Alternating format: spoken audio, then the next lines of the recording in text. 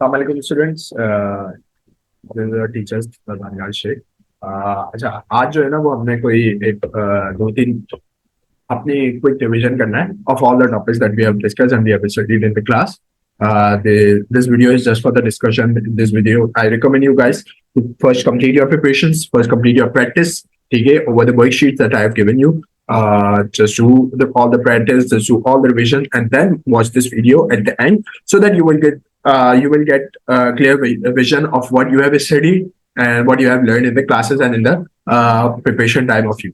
ठीक है, so ये वीडियो में सारे टॉपिक्स का मैं क्विक रिवीजन दूंगा, ठीक है। तो इसमें कोई डिटेल डिस्कशन एज सच नहीं होगी, बट हाँ, हर टॉपिक कवर हो जाएगा, दैट्स गारंटी, ठीक है। अच्छा, नंबर्स की बात करें, without wasting time let's go back to the topic that the first topic is numbers, ठीक है। अच्छा, नंबर्स में सर क्या क्या कैटेगरीज आ सकती हैं that we have to discuss. First of all, numbers में हम डिस्कस करते हैं दो टाइप के नंबर्स, दैट इज सबसे पहले तो हमारे पास होते हैं रियल नंबर्स। रियल नंबर्स में हमारे पास दो टाइप के नंबर्स आते हैं, that is one is rational number and the other one is irrational number, ठीक है।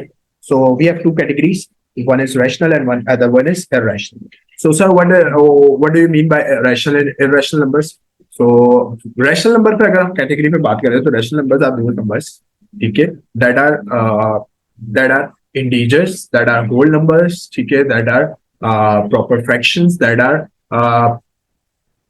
परफेक्ट स्क्वायर नंबर्स, और फिर डेसिमल्स पे कुछ बात होती है, वो भी हम बात कर लेते हैं, ठीक है। तो सबसे पहले हम बात करते हैं कि रैशनल नंबर्स में सर फर्स्ट कैटेगरी क्या आती है। फर्स्ट कैटेगरी हमारे पास आती है, हमारे पास रैशनल नंबर में the most the beginning one, that is whole number. अच्छा सर, ये होल नंबर क्या होते हैं? होल नंबर्स वो होते हैं जैसे 1 2 3 4 5 6 7 8, ठीक है, these all are called whole numbers, ठीक है। फिर सर इंटीजर्स, तो सर इंटीजर्स भी तो यही होते हैं 1 2 3 4। इंटीजर्स बेटा पॉजिटिव भी होते हैं, नेगेटिव भी होते हैं, so positive and negative both numbers, the numbers on the number line, जो हम डिस्कशन करते थे कि हमारे पास नंबर लाइन में एक नंबर होते हैं 0 -1 1 2, तो ये हमारे पास सारे कहाँ आ जाते हैं? ये हमारे पास आ जाते हैं सर किस पे?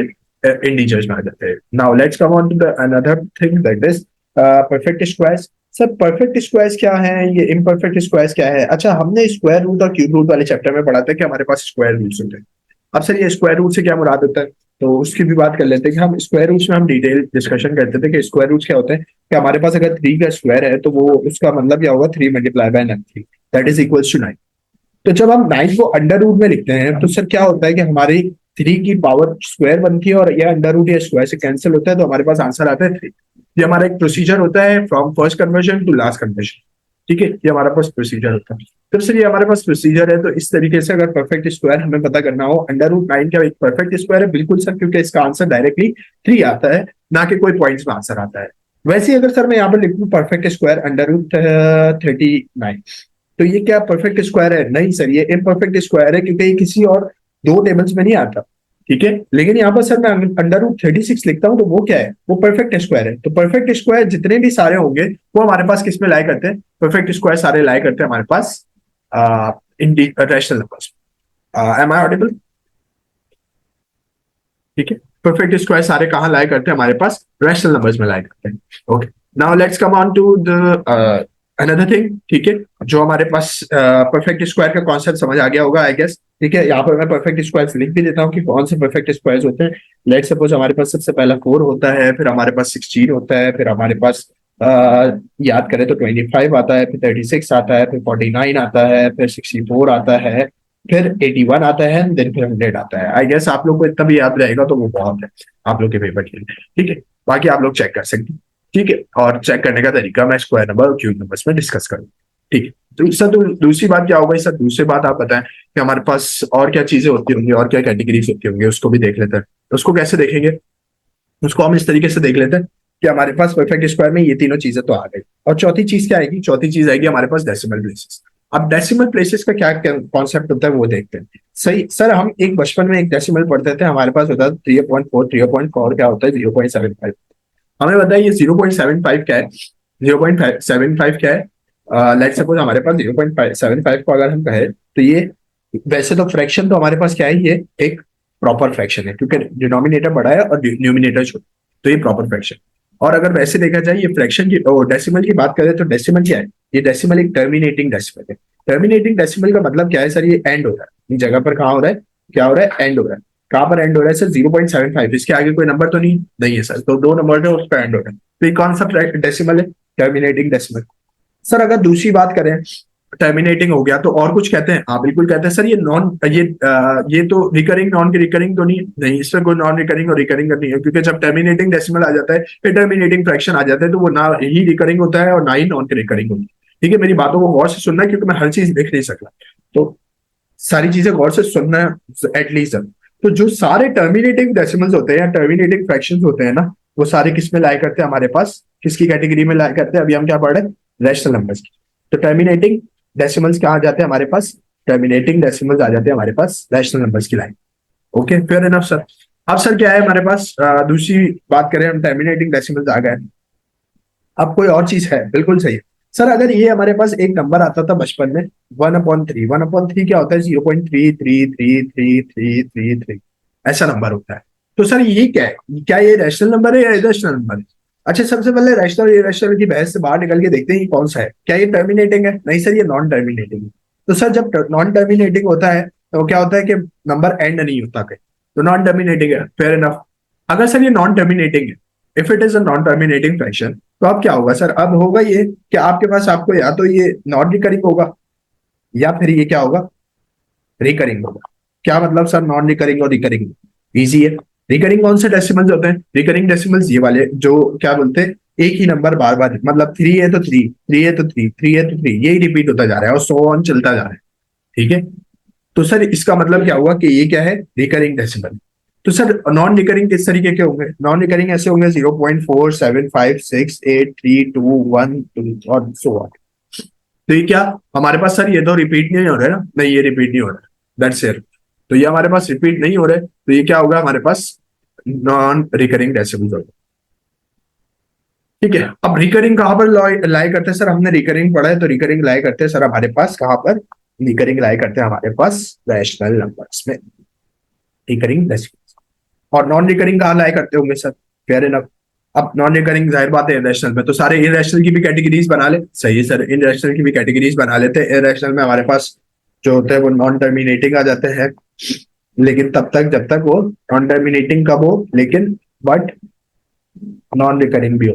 ठीक है, साथ साथ नॉन टर्मिनेटिंग के साथ साथ क्या हो? नॉन रिकरिंग भी हो, तो वो क्या होते हैं हमारे पास? रैशनल, इरेशनल होते हैं। तो ये हमारे पास इरेशनल की कैटेगरीज आ जाती है, और इरेशनल हमारे पास नॉट इम्परफेक्ट स्क्वायर्स होते हैं, इम्परफेक्ट स्क्वायर्स। ठीक है, तो इसकी एग्जांपल क्या हो सकती है सर? फॉर इजी में लिख सकते हैं हम अंडर रूट 47, अंडर रूट 39, कोई भी आ सकता है।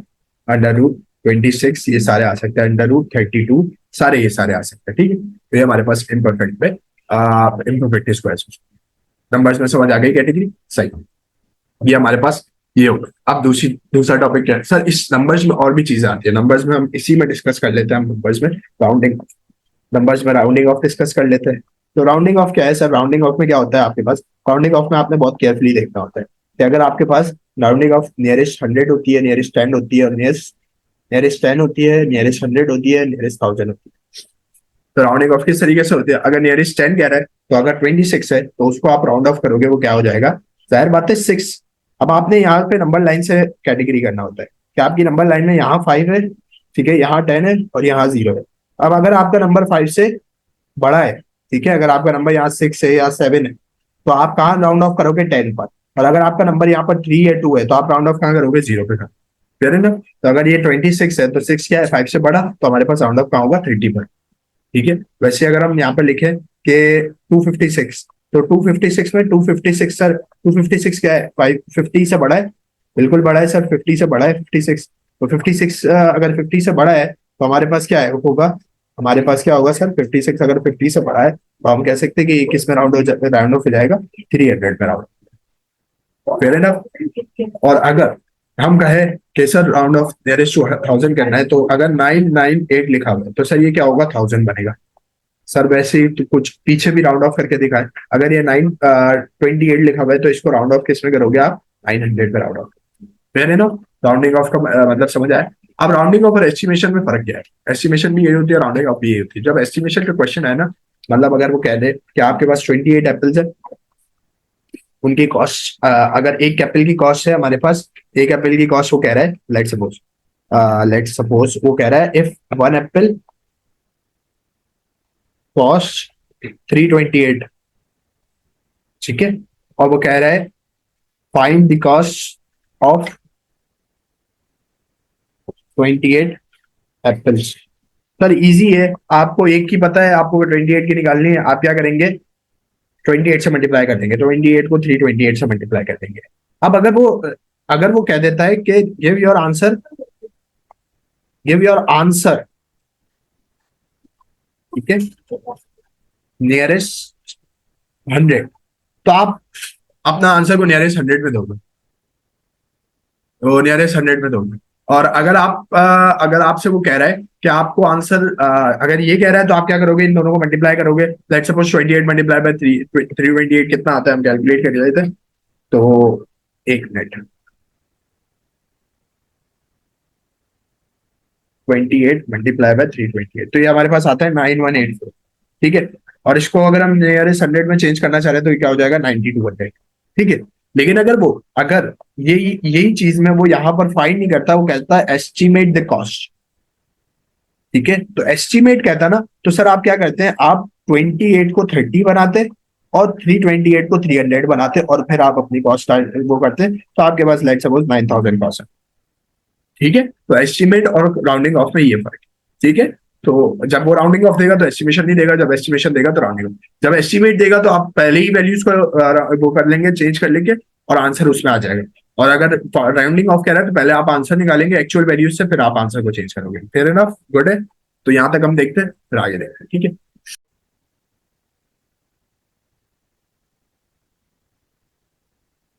Okay, so now we are going to start the very new topic. That is not the new topic, but the same, just a new headline of that topic. That is numbers properties. Properties हमने class में last time discuss भी करी थी, but just a quick revision of properties. Properties तीन types की होती है, sir हमें भी पता है कौन सी होती है तीन टाइप्स की प्रॉपर्टी। सबसे पहली होती है बेटा डिस्ट्रीब्यूटिव प्रॉपर्टी, आपके पास बीच में आती है कम्यूटेटिव प्रॉपर्टी, ठीक है। और आपके पास last but not least that is associative property, ठीक है। अब सर ये तीनों प्रॉपर्टीज क्या होती है, तीनों की एक एग्जांपल देते तो हमें क्लियर अंडरस्टैंडिंग हो जाए, because in words we can not understand the way that is express in terms of equation, ठीक है। ओके, तो वो एग्जांपल्स भी हम देख लेते हैं क्या होती है। सबसे पहले देखते हैं हम डिस्ट्रीब्यूटिव कम्यूटेटिव प्रॉपर्टी देखते हैं, सही है सर। कम्यूटेटिव प्रॉपर्टी में क्या होता है sir, it's a very simple, very easy. The commutative property says that you can change or you can swap or you can move the positions of numbers on either the right hand side or on the left hand side, but your answer remains same. Sir ये तो आपने English कह दी, हमें mathematical terms में समझाया। So in mathematical terms you can easily see कि अगर हमारे पास a मल्टीप्लाई बाय b इधर लिखा हुआ है तो वी कैन रिप्लेस और change the positions of b and a and then we can write it as a multiply by b is equals to b multiply by a, और we can say a plus b लिखा हुआ है तो हम ये इसको भी position change करके हम लिख सकते हैं b प्लस a, ठीक है। तो ये हमारे पास क्या होती है, कम्यूटेटिव प्रॉपर्टी होती है। सर क्या आंसर पे कोई इफेक्ट पड़ता है, no no, nothing is going to be change. अगर हम यहाँ पर एक एग्जांपल लेते हैं कि 4 मल्टीप्लाई बाय 3 है और 3 मल्टीप्लाई बाय 4 है, तो the answer remains same, 12 is equal to 12। So when LHS is equal to RHS, sir LHS और RHS क्या है, left hand side is equal to right hand side, तो हमारे पास कम्यूटेटिव प्रॉपर्टी प्रूव हो जाती है। Now coming on towards the distributive property. Distributive property क्या होती है sir, very simple one. Distributive property says कि हमें ना वैल्यूज को डिस्ट्रीब्यूट करना है, हमें वैल्यूज को दो डिफरेंट नंबर्स में एलोकेट करना है। अच्छा, अब in class I told you, I recommend you कि कम्यूटेटिव प्रॉपर्टी में ब्रैकेट्स नहीं होते, एसोसिएटिव और डिस्ट्रीब्यूटिव में ब्रैकेट्स होते हैं, और उनको किस तरीके से देखते हैं वो हम देख लेते हैं, ठीक है। अब ये क्या होता है सर, डिस्ट्रीब्यूटिव प्रॉपर्टी में ये होता है कि आपके पास लेट्स सपोज आपके पास एक वैल्यू दी हुई होती है, आप उनको दो नंबर्स में डिस्ट्रीब्यूट करते हो। किस तरीके से सर, अगर आपके पास a है तो आप a को डिस्ट्रीब्यूट करोगे b और c के साथ। मतलब a को आपने भी देखा है a मल्टीप्लाई होगा b से और a मल्टीप्लाई होगा c से, तो a multiply by b plus a multiply bye c। तो ये हमारे पास कहलाती है डिस्ट्रीब्यूटिव प्रॉपर्टी कि आप एक कंपोनेंट को दो डिफरेंट कंपोनेंट्स में डिस्ट्रीब्यूट कर लेते हैं। सर एग्जाम्पल के बगैर समझ नहीं आता। तो एग्जाम्पल क्या कहती है हमारे पास कि अगर यहाँ पर 4 है, ठीक है, 3 है और 2 है, तो आप यहाँ पर कह सकते हो 4 multiply by 3 plus 4 multiply by 2। तो आप कह सकते हो कि पहले बॉड मास के थ्रू मैं ब्रैकेट सॉल्व करूंगा, 3 plus 2 is equal to 5 and when I multiply 4 with the 5 it's equal to 20, 4 3 12 and 4 2 8। तो 12 plus 8 is equal to 20, so LHS is equal to RHS, hence the property is proof. ठीक है, फिर हम बात करते हैं sir हमारे पास एसोसिएटिव प्रॉपर्टी की। I am going fast but you have the video, you can pause it, you can recap the properties, there is no limit to watch the video. तो आप 2 बार देखना चाहे 2 बार देख लें, 3 बार देखना चाहे 3 बार देख लें, इट्स ऑल योर्स। ठीक है, तो मैं फास्ट इसलिए जा रहा हूँ क्योंकि मुझे काफी टॉपिक्स कवर करने हैं। ठीक है, तो दैट्स इट। ठीक है, फिर हमारे पास एसोसिएटिव प्रॉपर्टी में क्या आता है, हमारे पास चीजें आती है सर एसोसिएटिव प्रॉपर्टी में। हमारे पास हाँ क्या होती है, हमारे पास प्रॉपर्टी ये कहती है कि आपको आपका एक कंपोनेंट 2 कंपोनेंट्स का साथ एसोसिएट करते हैं, और इसमें भी हम पोजीशंस को चेंज करते हैं, we do not change anything else. ठीक है, उसमें हम मल्टीप्लाई कर रहे होते हैं, इसमें हम क्या कहते हैं a plus b plus c. So we can say we can change the position. We can say b plus a is in brackets and plus c. Nothing is going to be changed. We are just moving the objects. We are just moving the coordinate of the brackets from different point. यहाँ पर bracket था, हमने उठा के पीछे लगा दिया, तो दैट सिंपल। तो अब हम क्या कह रहे हैं कि अगर सर एक एग्जाम्पल के थ्रू प्रूव करें कि ये भी प्रूव होता है, तो 4 प्लस 3 प्लस 2 है। ठीक है, same example 4 plus 3 plus 2 sir remain same, 3 plus 2 6 and 6 plus 4 is equal to 10, 3 plus 2 5 not 6। Sir multiply कहाँ कर रहे हैं आप, सॉरी माय बैड। तो 3 प्लस 2 5, 4 5 9। ठीक है, 4 plus 3 7, 7 plus 2 9। Simple simple is that. ये हो गई हमारे पास तीनों प्रॉपर्टीज कवर। तो ये हमारे पास नंबर्स का पूरा चैप्टर एक कॉम्बिनेशन में कंप्लीट हो। Now coming on towards BODMAS. BODMAS is the very simple very easiest tool. अच्छा, बॉड मास में सर क्या होता है आपके पास कि बॉड मास कहता है या बॉड मास या बेड मास कहते हैं। अब हमारे पास ये बॉड मास चेंज होकर बन गया है बेड मास। बेड मास क्या कहता है हमारे पास कि ब्रैकेट्स, ठीक है, आपने पहले ब्रैकेट सॉल्व करने हैं, then you have to solve indices, जिसे इंडेक्स या इंडाइसेस कहा जाता है। ठीक है, इंडेक्स मतलब पावर्स। ठीक है, डी मतलब आपने डिवीजन करनी है। ठीक है, एम मतलब आपने मल्टीप्लिकेशन करनी है। ठीक है, एंड द लास्ट फिर एडिशन करनी है, और जो लास्ट बट नॉट लीस्ट जो बच जाएगा वो हमारे पास कहलाता है S, S is representing subtraction. तो ये हमारे पास होती है बॉड मास का पूरा एक रूल। अब सर ये रूल तो समझ आ जाता है, लेकिन ये रूल को सॉल्व करते वक्त बड़ी मुश्किलात होती है। तो एक दो सवाल सर करा दे अपनी तरफ से, तो हमें क्लियर हो जाएगा कि बॉड मास किस तरीके से सॉल्व होगा। तो सर बॉड मास में हम एक सवाल ले लेते हैं, जिसमें हम कह लेते हैं कि हमारे पास है लेट्स सपोज 4 प्लस 3, ठीक है, 4 plus 3 divided by 4 plus 3 divided by 2, ठीक है, मल्टीप्लाई बाय 3, ठीक है, एंड दैट्स इट। ओके, फिर उसके बाद हमारे पास है 2 square plus 3 square multiply by 4 square into 2। ठीक है, और ये हम कर देते हैं प्लस 8 का स्क्वायर। अब the answer will be going to very huge amount sir. तो अब आपको आंसर्स को थोड़ा सा देखना पड़ेगा कि आपके पास आंसर किस तरीके से आ रहा है। Now you can use your brain, you can use your mathematical calculations. ठीक है, अच्छा, अब किसी बच्चे को कंफ्यूजन होती है कि हाँ बस ठीक है, तो यहाँ पर हमारे पास ये सवाल है। इस सवाल में कोई भी एडजस्टमेंट हो सकती है, कोई भी चीजें हो सकती है। आई गेस मैंने इस सवाल में सब चीजें कवर करने की कोशिश करी है। अब देखते हैं कि क्या सिनेरियो है क्या नहीं है। सिर्फ सब्ट्रैक्शन आई गेस यहाँ पर नहीं है, तो इस सब्ट्रैक्शन इसको भी हम सब्ट्रैक्शन में चेंज कर देते हैं ताकि हमारा सवाल एक फुल फ्लैश सवाल बने। ठीक है, थर्ड सब्ट्रैक्शन भी अब आ गई। अब क्या करना है सर, आप है ना सबसे पहले तो ब्रैकेट्स को देखेंगे। सबसे पहला काम क्या है सर, ब्रैकेट्स को देखना। तो मैंने क्या कहा, ब्रैकेट्स को देखना है, तो मैंने ब्रैकेट्स को देखे दोनों। अब मैं पहले दोनों ब्रैकेट्स को सॉल्व कर लेता हूँ। तो सबसे पहला ब्रैकेट मेरा क्या रहा है, ये वाला। अब इसके अंदर भी सर डिवीजन मल्टीप्लिकेशन हो रही है, तो सबसे पहला काम क्या होता है, मैं डिवीजन सॉल्व करता हूँ। 3 डिवाइड बाई 2 क्या होगा सर, 3 डिवाइड बाई 2 1.5 होगा। ठीक है, 1.5। सर क्या मैं 1.5 को 3 से मल्टीप्लाई कर सकता हूँ? बिल्कुल कर सकता हूँ सर। कितना आएगा मेरे पास? सर मेरे पास आ जाएगा 4.5। ठीक है, और 4.5 में 4 ऐड कर सकता हूँ? बिल्कुल कर सकता हूँ सर। 4.5 में 4 ऐड कर दूं तो 8.5 मेरे पास यहाँ पर ब्रैकेट से आंसर निकला। अच्छा, तो सर यहाँ पर अगर माइनस का साइन है, ठीक है, तो आपने माइनस का साइन लगा दिया। ये क्या कह रहा है सर आपके पास, ये कह रहा है आपने 2 का स्क्वायर निकालना है। तो 2 का स्क्वायर 4 होता है, 3 का स्क्वायर 9 होता है, 4 का स्क्वायर क्या होता है 16 होता है, एंड 2 16। ये तो ऐसे डिस्क्राइब। क्या सर 8 के स्क्वायर को भी चेंज कर दूं? बिल्कुल, 81 8 के स्क्वायर को 64 कर दो, आपको कोई रिस्ट्रिक्शन नहीं। ठीक है, क्या कह रहा है सर कि 16 2 से क्या होता है, पहले आपको इन तीनों को मल्टीप्लाई करना है। तो क्या करेंगे आप इन तीनों को मल्टीप्लाई करने के लिए, आप कहेंगे 16 2 से क्या होता है सर 32 होता है, और 32 को अगर आप 9 से मल्टीप्लाई कर दें तो सर ये आपके पास आ जाता है 288। सर अगर 288 में 4 आप प्लस करते हैं तो आपके पास क्या आ जाता है 292। सर ये तो बहुत बड़ा वैल्यू हो गई, 292 प्लस 64 सारी वैल्यूज ब्रैकेट से बाहर आ गई। अच्छा सर एक गलती आपने कर दी, यहाँ पर प्लस लिख दिया, यहाँ पर क्या है माइनस। तो अब आप क्या करेंगे सर, माइनस करेंगे। तो अगर आप 8.5 292 में से माइनस करेंगे तो आपके पास कोई माइनस में फिगर बचेगी, वो देख लेते हैं क्या बचती है। वो बचती है -283.5। ठीक है, और उसमें आप प्लस करें 64। मतलब क्या हुआ सर, माइनस प्लस क्या होता है मेरे पास, माइनस प्लस क्या होता है, माइनस होता है। अगर मैं माइनस प्लस माइनस कह रहा हूं तो 283.5 में से 64 माइनस होगा, लेकिन आंसर पे माइनस का साइन आएगा। क्यों? क्योंकि हमारे पास बड़े पे माइनस का साइन है। That's the most important thing in this question कि आपने आंसर किस में लिखना है, माइनस में या पॉजिटिव नेगेटिव में। तो नेगेटिव आपके पास आएगा 219.5। डोंट गेट कंफ्यूज कि अगर नेगेटिव आंसर आ रहा है तो आ सकता है, देयर इज अ पॉसिबिलिटी कि आपके पास नेगेटिव आंसर आ सकता है, but you have to be alert, you have to be very thoughtful while doing bit maths. ठीक है, इस पे बॉड मास हो गया। अब हमारे पास अगले टॉपिक पे जंप करते हैं। अगला टॉपिक हमारे पास क्या था, वेट देख लेते हैं अगला टॉपिक हमारे पास क्या है। Friends I hope you all are doing well. So this class, just for the recap, just for the reinforcement of CAT 2, that is on Monday, and I want you all to score good marks at that assessment. Okay, without wasting our time, we must start what is coming in the topic, what is coming in the assessment. You already know, we have discussed everything in the class. From the 0 to the Z. We have discussed everything in the class that is coming into the new, that is coming into the assessment that is on Monday.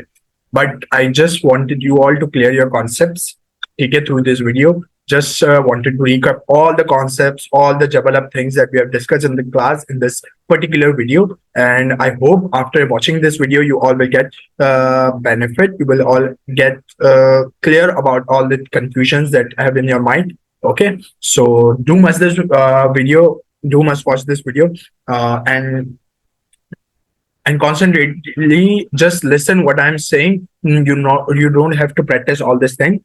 You just have to listen what I'm trying to say, and you have to got the concept that I'm discussing in this class. Okay, so sir, reinforcement में क्या चीजें आ रही है? Reinforcement, the first topics, without going first, before going to on towards the topic, I have to discuss one thing related to the paper.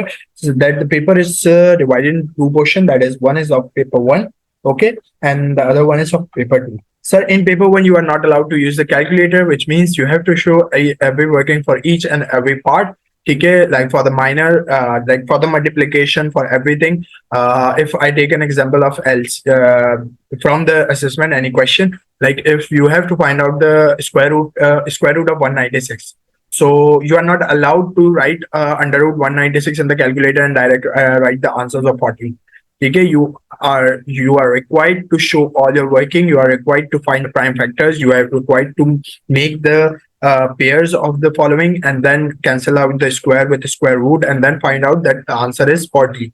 Okay, this is the procedure for paper one, and as well as for paper two, you have to show the working, but you are given with the calculator to recheck your answers, to recheck everything that you have done in the paper. But in paper one, you have nothing to recheck your answer. Just be focused, be calm while doing mathematics paper. I always recommend you guys to be calm while doing mathematics paper. You are क्योंकि mathematics में time का कभी मसला नहीं होता, mathematics में मसला होता है, तो that is of silly mistakes, that is of conceptual mistakes. Okay, so let's move on towards the topics. I will not take much of your time, just winding up everything. Okay, so first of all, the topics are that is coming into the assessment, that is factors and multiples.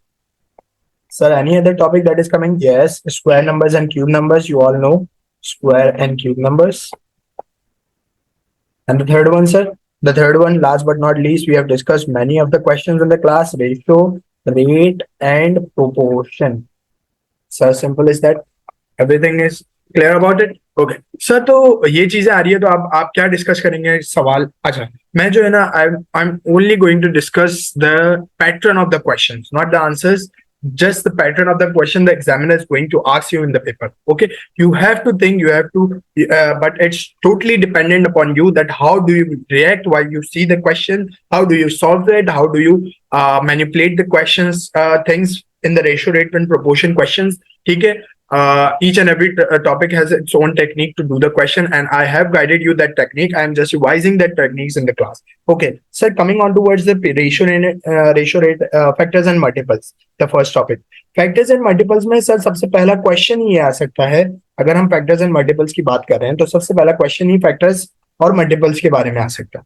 Sir किस तरीके से आ सकता है? अब factors क्या होते हैं sir, एक रिवीजन दे, सब भूल गए हम। तो अगर मैं कह रहा हूं कि मुझे 8 के फैक्टर्स फाइंड करने हैं तो 1 2 4 and 8 are the factors of 8. Okay, and if I have to find the first 6 multiples of 8, so 8 16 24 32 40 and 48, these are the first 6 multiples of 8. Okay, so factors and multiples का calculate होगा sir. अब sir क्या procedure होगा? अब sir procedure ये होगा, एक tricky term यहाँ पर ऐड होती है। The tricky part of the question is के sometimes the question demands us what is the sum, what is the sum of the factors of 8। So sir what is the sum of the factors of 8 का मतलब क्या है? Now you have to be factors of 8, now you have to be careful while solving this type of question. Sir, how do we solve this type of question? The question is just simply asking you the sum. Okay, do not write only the factors in the answer. You have calculated the factors. You have calculated the 1, 2, 4, and 8 is the factors of 8. Are the factors of 8. Now you have to add up them, and then you have to just simply write the answer of the summation of all the factors. So we can say that 1 plus 2 is equals to 3, and 3 plus 4 is 7, 7 plus 8 15 is going to be the answer. Okay, so now we got it. Okay, 15 is going to be the answer of our question.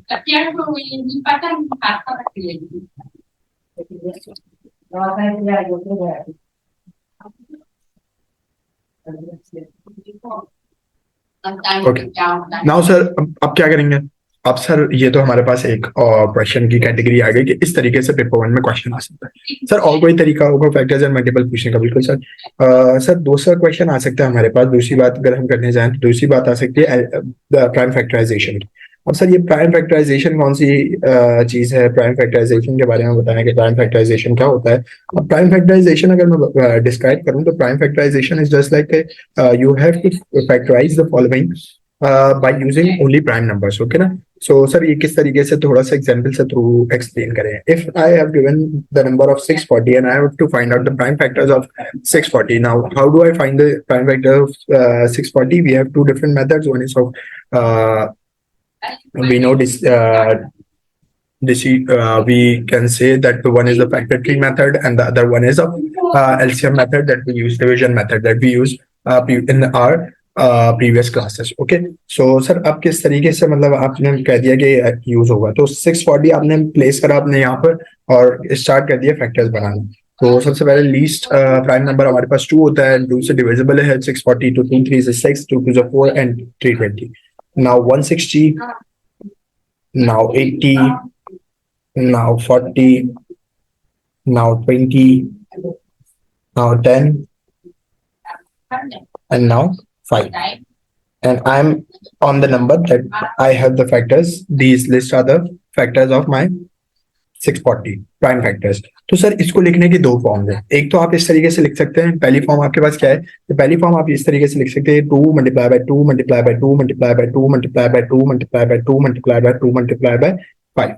That is too huge and that is too hectic approach. And the other one is that 1 2 3 4 5 6 7, there are 7 2's. So we can write it as 2 to the power 7 multiplied by 5. That is called the index notation. That is called the index notation. Okay, got it? Okay, that is called the index notation of our answer. So sir ये चीज भी अब हमारे पास clear हो गई कि prime factorisation कैसी होगी। Now coming on towards another thing that is similar to it, which is LCM and HCM. In factors and multiple we have studied about LCM and HCF. Sir LCM और HCF क्या आप हमें उसकी बताएं? LCM HCF हमें निकालना तो आता है, क्योंकि हमें पता है कि अगर 2 नंबर्स दिए हुए या 3 नंबर्स दिए हुए, लेट्स सपोज हमारे पास 2 नंबर्स दिए हुए 64 एंड 48, तो इसके LCM क्या होंगे? सर हम इसके LCM आराम से निकाल सकते हैं सर, बिल्कुल निकाल सकते हैं सर। इसके LCM हो जाएंगे 16 12 2 8 6 2 4 3 2 2 3, 2. Now I can say it a 2, 1, and then further on if I go, so 3 will be mine, and this will be the factors of, if I say this will be the factors of my how much 64 and 48. तो sir ये क्या है हमारे पास, that is the LCM, that is called the LCM. क्यों LCM कहलाया गया sir? Least common multiples में से आपने सारे एलसीएम उठा लिए. अब one thing I had to make clear for you guys कि do not go for the approach कि सिंगल सिंगल एलसीएम निकाल के फिर आप लीस्ट कॉमन मल्टीपल देखें. That is very hectic approach. और जब नंबर्स बढ़ जाते हैं, जब नंबर्स 3 हो जाते हैं, तो वहां पर आपको बहुत ज्यादा डिफिकल्टी होती है. और अगर आप वो प्रोसेस के साथ जाते हैं तो chances of mistakes are very high while you are doing that type of question. ठीक है. सो इसीलिए आई रिकमेंड कि जो प्रोसीजर मैं अभी बता रहा हूँ वही प्रोसीजर को अडॉप्ट करके, वही प्रोसीजर जो मैंने क्लास में भी कराया है, same as it is, nothing to change, nothing to worry. You just have to manipulate the numbers in the question and then you have to do all this things. ठीक है. अब LCM में sir क्या होगा कि LCM में आपके पास कितने 2 है, 1 2 3 4. ठीक है. 2 to the power 4 and this. So we can say 2 to the power how much? To the power, we can say to the 4 4 8 8 64 64 8 और 13 3. तो हम यहाँ पर मल्टीप्लिकेशन करेंगे एंड इसके सारे फैक्टर्स लिख देंगे. तो यहाँ पर हमारे पास 2 की पावर 6 है और एक बार 3 से मल्टीप्लाई हो रहा है. एचसीएफ भी निकाल के देख लेते हैं कि अगर हमें एचसीएफ निकालना है सर, सो 64 and 48 है. These two are the HCF. We have to find out the HCF. So 2 32, ठीक है, 24. Now same as it is 2 से कैंसिल हो रहा है, हम 2 से करते रहेंगे. 2, ठीक है, 6 2 4 3. That's it sir. यहाँ पर एचसीएफ में हम रुक जाएंगे. क्यों? क्योंकि ये एलसीएम वाला काम नहीं है. That is HCF. That is something different from LCM. How do I have to find the HCF? HCF means highest common factor. Highest common factor का मतलब ये होता है least common multiple और highest common factor. ये दोनों अलग अलग चीजें. Highest common factor का मतलब होता है कि वहां तक जहां तक दोनों नंबर एक ही फैक्टर से डिवाइड हो रहे हो, एक ही नंबर के टेबल में आ रहे हो. फैक्टर क्या होता है कि एक ही नंबर के टेबल में आना. मतलब 1 2 4 8 के फैक्टर थे, तो 1 2 और 4 और 8 ये चारों के टेबल में 8 आता है. ठीक है. तो ये जो हमारे नंबर्स हैं, इन नंबर्स तक आते हैं दोनों सेम टेबल में. इसके बाद जो है वो डिफरेंट हो जाते हैं. तो हम कह सकते हैं कि हमारा एचसीएफ जो होगा वो 2 multiply by 2 multiply by 2 multiply by 2 होगा. That is 2 2 4 4 to the 8 and 8 2 16. So we got an answer of 16. That is something very easy. Okay. So got it. ठीक है. 16. ओके. तो ये हमारे पास, अगर मैंने कैलकुलेशन में कोई मिस्टेक वगैरह करी हो, दैट्स ओके, दैट्स फाइन. ठीक है. आपने जो है वो अपना उस वक्त ध्यान से करनी है सारी कैलकुलेशन. अभी मैं मैनुअल कैलकुलेशन कर रहा हूँ, so there might be chances of lacking. ठीक है, कि हो सकता है मैंने मल्टीप्लिकेशन में कोई गलती कर दी हो, but these are the correct answer. तो ये आंसर्स गलत नहीं है, आप लोग इस आंसर्स को चेक कर सकते हैं. ठीक है. उसके बाद अगर हम बात करें सर फर्दर मूव करें, तो क्या मूव करेंगे सर? हम कहेंगे कि अब हमारे पास डिफरेंट अप्रोच है. ठीक है. ये हमारे पास एलसीएम एचसीएफ हो गया. अब सर क्या कहता है क्वेश्चन आपसे? एलसीएम एचसीएफ के साथ आपसे वो डिमांड करता है, he started to demand about the word problems. अब वर्ड प्रॉब्लम्स में क्या कैटेगरी होती है सर? जब भी वर्ड प्रॉब्लम्स की कुछ कीवर्ड्स बता देता हूँ मैं आपको, जो आपके लिए बहुत ज्यादा इंपॉर्टेंट है. So keywords for the word problem. ठीक है. For word problems. तो सर कीवर्ड वर्ड प्रॉब्लम्स के लिए क्या हो जाएंगे हमारे पास? अगर मैं कैलकुलेट करना चाह रहा हूँ, तो मेरे सबसे पहले अगर एचसीएफ की कीवर्ड्स लिखता हूँ, एचसीएफ की कीवर्ड्स लिखता हूँ, तो वो क्या होंगे मेरे पास? तो सर यहाँ पर क्या हो रहा है कि सर हमारे पास एक एचसीएफ की कैटेगरी है और एक एलसीएम की कैटेगरी है. You can clearly see on the board. ठीक है. तो एचसीएफ में क्या है सर हमारे पास? एचसीएफ में अगर आपके क्वेश्चन में वो ग्रेटेस्ट पॉसिबल नंबर या हाईएस्ट पॉसिबल नंबर पूछता है, विच मीन्स कि you have to find out the HCF in that question. And if the question notes lowest और लीस्ट पॉसिबल नंबर, ठीक है, द क्वेश्चन नोट्स लोएस्ट और least possible number, you have to find out lowest common multiple. ठीक है. ये तो sir सब आसानी से समझ आ रहा है कि एचसीएफ में क्या हो रहा है और एलसीएम में क्या हो रहा है. ठीक है. That something very easy. अब सर क्या होता है कि कभी कभार लेफ्ट ओवर का पूछ लेता है. अब सर लेफ्ट ओवर क्या चीज हो गया? अगर वो एचसीएफ कह रहा है और लेफ्ट ओवर की आइटम बात करता है, तो this two things are your left over portion. ठीक है. क्योंकि एचसीएफ में लेफ्ट ओवर बचता ही ये चीज है. ठीक है। एलसीएम में कभी लेफ्ट ओवर के बारे में पूछता ही नहीं है, क्योंकि एलसीएम में लेफ्ट ओवर क्या बचता है हमारे पास, हमेशा 1-1 बचता है। ठीक है, तो ये हमारे पास कैटेगरीज हो गई। अच्छा, इक्वली कभी कह दें तो इक्वली भी किस में होता है, इक्वली भी किस में होता है, एचसीएफ में होता है। ऑल टुगेदर कहते हैं, के टुगेदर बताओ या ऑल टुगेदर बताओ, दैट मीन्स कि वो आपसे एलसीएम की रिक्वायरमेंट कर रहा है।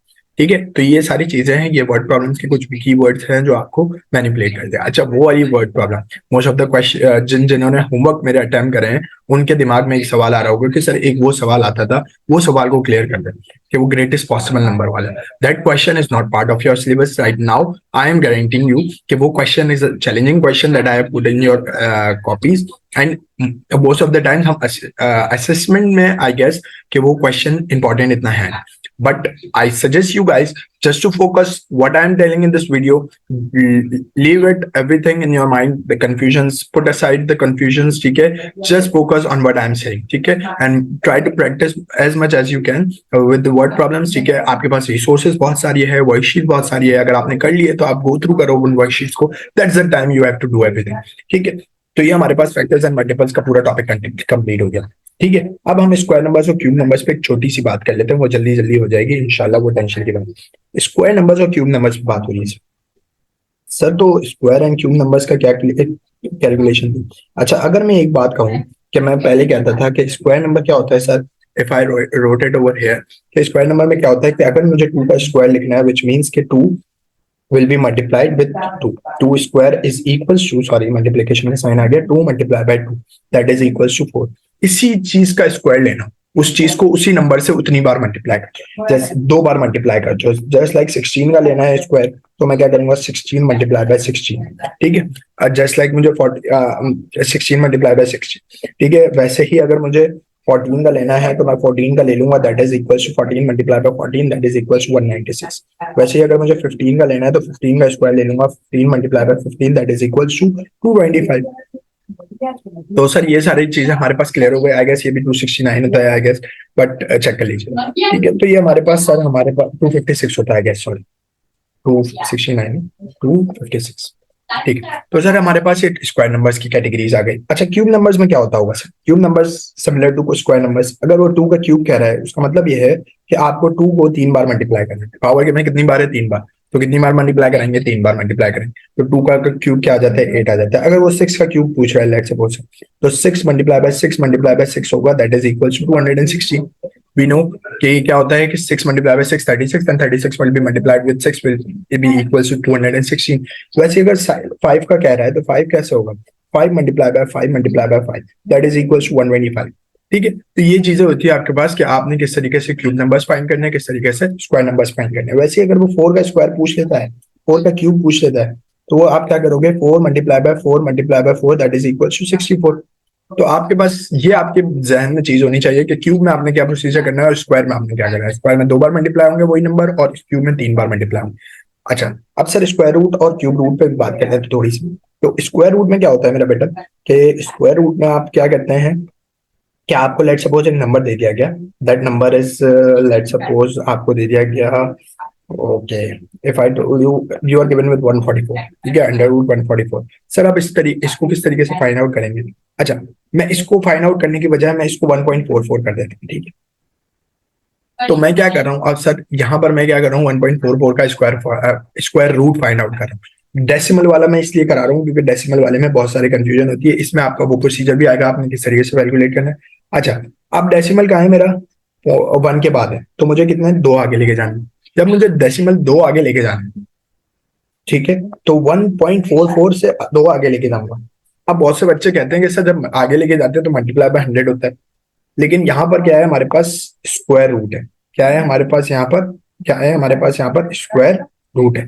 तो स्क्वायर रूट में ये होता है कि आप इसकी ऑल्टरनेट वर्किंग करते हैं। 144 आप तो लिखेंगे, लेकिन उसको डिवाइड करेंगे, 100 से मल्टीप्लाई नहीं करेंगे, और इसको अंडर रूट स्क्वायर में लिख देंगे। ये आप रिवर्स चलते हैं, ठीक है, ये बात हम काफी डिटेल में डिस्कस कर चुके हैं क्लास में।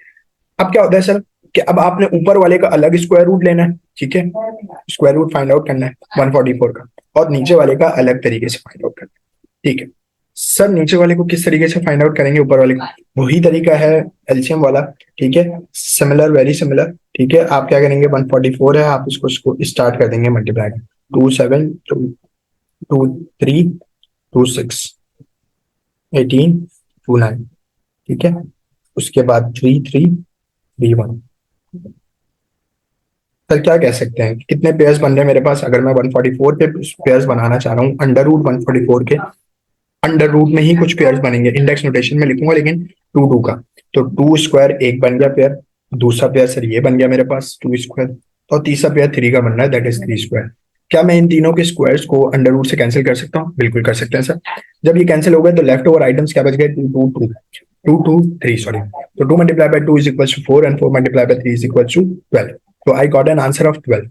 और सर 100 का अगर मैं 500 करना चाह रहा हूँ तो 100 का मुझे पता है सर बहुत आसान है कि मुझे वैसे भी पता है कि 100 का 10 होता है, लेकिन मैं प्रूव भी कर लेता हूँ कि होता भी है या नहीं होता। तो ये हमारे पास, ठीक है, 100 के क्या पेयर्स बन गए? 100 अंडर रूट में लिखेंगे आप, सॉरी, आपने 100 अंडर रूट में लिखा, आपने यहाँ पर दो पेयर्स लिखे, एक 2 का पेयर है एक 5 का पेयर है, स्क्वायर से अंडर रूट कैंसिल हो गया, and 2 5 10, you will get an answer of 10, that is something very easy. तो सर यहाँ पर आपको 10 मिल गया और यहाँ पर 12 मिल गया। अब ये किस तरीके से लिखा हुआ था? 144 का क्या है? 12 है, और 10 का 100 का क्या है सर? मेरे पास 10 है। क्या मैं इसको कैलकुलेटर से सॉल्व करूं तो मेरे पास 1.2 आता है? सर मुझे कैलकुलेटर में जाने की जरूरत भी नहीं है, मुझे पता है कि जब कोई चीज किसी नंबर से डिवाइड 10 या 100 से डिवाइड हो रही हो तो पॉइंट कहीं नहीं होता, तो पॉइंट कहाँ होता है? आखिरी में होता है। तो ये 10 से डिवाइड हो रहा है, मतलब एक जीरो कैंसिल होगा तो डेसिमल एक प्लेस पीछे जाएगा, तो ये आंसर क्या हो जाएगा? 1.2।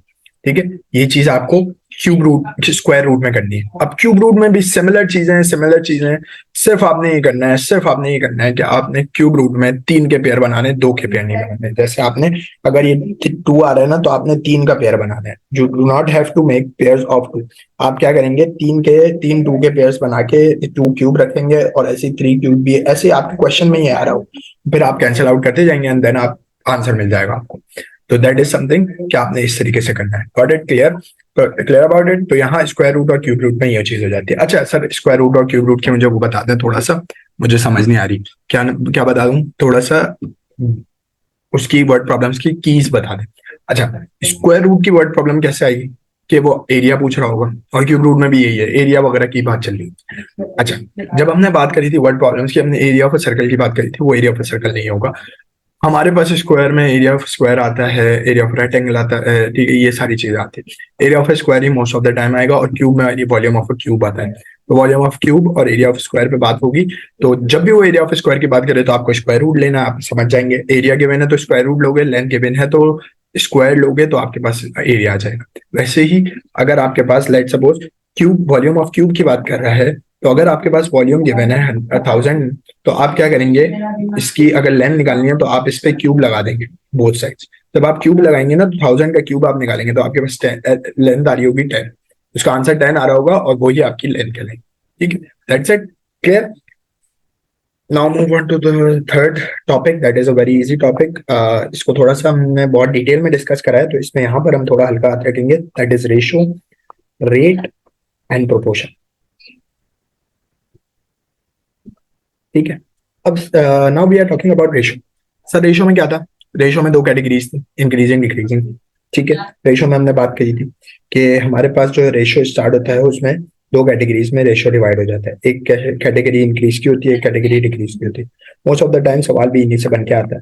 ठीक है, अब सर यहाँ पर इंक्रीज और डिक्रीज का कॉन्सेप्ट हमें पढ़ने की जरूरत है। ठीक है, अब क्या है सर, थोड़ा सा इसको देखिएगा और से, बहुत सारे बच्चे इसमें गलती करते हैं। जब इंक्रीज की मैं बात कर रहा हूँ, ठीक है, जब मैं इंक्रीज की बात कर रहा हूँ तो मैं क्या बात कर रहा हूँ कि सर हमारे पास जो फ्रैक्शन होगा, लेट्स सपोज मेरा रेशियो, अगर मेरा रेशियो दिया हुआ है 6:4, विच मीन्स कि अगर इस फ्रैक्शन को मैं ऐसे लिखूं तो ये क्या है? Improper fraction. ठीक है, और इम्प्रॉपर फ्रैक्शन का मुझे पता है कि इम्प्रॉपर फ्रैक्शन की पहचान ही क्या होती है? इम्प्रॉपर फ्रैक्शन किसका होता है? इंक्रीजिंग का होता है। तो ये हमारे पास क्या आ गया? Increasing ratio. वैसे ही सर डिक्रीज की आप बात करें तो डिक्रीज में क्या होता होगा? इसका ऑल्टरनेट होता होगा सर। अगर 4:5 लिखा हुआ है तो 4:5 को मैं कैसे लिख सकता हूँ? ऐसे लिख सकता हूँ? बिल्कुल लिख सकते हैं सर। तो ये कौन सा फ्रैक्शन बन रहा है? प्रॉपर बन रहा है। अच्छा, इम्प्रॉपर और प्रॉपर में फर्क क्या है सर, ये बता दें, बहुत से बच्चों को सवाल होगा। तो इम्प्रॉपर फ्रैक्शन वो फ्रैक्शंस होते हैं जिसमें आपके पास numerator is greater than denominator, और proper fractions are those fraction where numerator is smaller than denominator. ठीक है, तो प्रॉपर आ गया, और ये हमें पता है कि ये कौन सा होता है, ये हमारे पास डिक्रीजिंग होता है। तो ये भी हो गई सर हमारे पास कहानी। अच्छा, जब ये कहानी हो गई सर, अब एक गौर से चीज सुनिएगा। एक क्वेश्चन करा रहा हूँ, उसमें ही सबको क्लियर कर दूंगा। एक क्वेश्चन है, increase 75 in the ratio 4:5। Good, fair enough. अच्छा, 75 को इंक्रीज एंड डिक्रीज, सॉरी मैं यहाँ पर लिख देता हूँ, इंक्रीज भी करना है और आपने डिक्रीज भी करना है। क्वेश्चन ये क्या है, 75 आपका हमेशा ओल्ड रहेगा, जो नंबर गिवन होगा वो हमेशा क्या रहेगा, ओल्ड। हमें पता है रेशो कैसे होता है, न्यू इज टू ओल्ड। हम अगर अपने रेशो को लिखे तो आप क्या लिख सकते हैं, 4:5। क्या ये रेशो प्रॉपर है? बिल्कुल सर प्रॉपर है। प्रॉपर का मतलब क्या है सर, हमारे पास डिक्रीजिंग है। अगर इसको डिक्रीज करना है तो मैं क्या करूंगा सर, डिक्रीज करने के लिए ओल्ड के नीचे 10 लाइक ओल्ड लिख दूंगा, अपने फ्रैक्शन को सेम रखूंगा, क्रॉस मल्टीप्लाई करूंगा, आई गेट एन आंसर। ठीक है, इज इट क्लियर? यहाँ तक बात समझ आ गई सबको? ठीक है, तो ये क्या आ जाएगा, 300 आ जाएगा, 300 डिवाइड बाय 5 आ जाएगा, तो ये हमारे पास 60 आ गया। तो एक अगर एक्स को मैंने डिक्रीज करा तो एक्स क्या बन गया मेरे पास, 60 बन गया। क्या ये बात सबको क्लियर है? बिल्कुल क्लियर है। ये क्या करा था मैंने, जरा मैं लिख लेता हूँ, डिक्रीज। अब मैं क्या करने जा रहा हूँ, इंक्रीज। सवाल सेम है, सारी चीजें सेम। ओल्ड क्या है मेरे पास, अच्छा मैं पहले लिख लूँ न्यूज टू ओल्ड अपने पास रेशो। ठीक है, क्या कह सकता हूँ मैं, रेशो किस में है, जरा रेशो को गौर से देखना। अब आइडेंटिफाई करने वाली चीज, हमने पिछले उसमें भी आइडेंटिफाई करा, रेशो क्या है, प्रॉपर। प्रॉपर का मतलब क्या है, डिक्रीज। कमांड क्या कह रही है हमारे पास, इंक्रीज। तो कमांड और रेशो में क्या हो गया, मिसमैच हो गया। जब कमांड और रेशो में मिसमैच आ जाए ना, तो तब आप क्या करते हैं, रेशो को 4:4 5:4 लिखेंगे, ओल्ड की जगह ओल्ड आएगा और यह यहाँ पर एक्स हो जाएगा। 75 × 5 हमारे पास क्या होता है, हम अगर 375 होता है, एंड 375 को आपने किससे डिवाइड करना है, 4 से डिवाइड करना, तो you will get an answer of something that is in points. ठीक है, so that is the thing कि आपने ये चीज करनी है, ये चीज आपने ट्राई करनी है, और यही चीज आपने पेपर में करनी है कि इंक्रीज और डिक्रीज में ख्याल रखना है। जब कमांड और रेशो मिसमैच कर रहे हो, then you have to flip the ratio. जब सवाल और कमांड सेम कह रहे हो तो do not flip the ratio. ठीक है, that's the main important thing that I wanted you all guys to discuss. ठीक है, अब सर रेट पे आ जाए। रेट क्या होता है हमारे पास, रेट एवरेज रेट होता है। ठीक है, रेट में क्या होता है हमारे पास, या तो हमारे पास एवरेज रेट गिवन होगा, ठीक है, या फिर नॉर्मल रेट निकालने की, नॉर्मल रेट। अच्छा सर, ये एवरेज रेट नॉर्मल रेट क्या कहानी कह रहे हैं, कुछ थोड़ा सा बताइए। तो अगर मैं एवरेज रेट और नॉर्मल रेट की कहानी कर रहा हूँ, तो एवरेज रेट का मतलब यह है कि अगर मेरी बात कहूँ कि एक एवरेज रेट, एक एवरेज बैट्समैन की अगर मैं वो पूछ रहा हूँ कि एक बैट्समैन है बाबर आजम है, लेट्स सपोज, उसकी वर्ल्ड कप में एवरेज रेट क्या रहा होगा।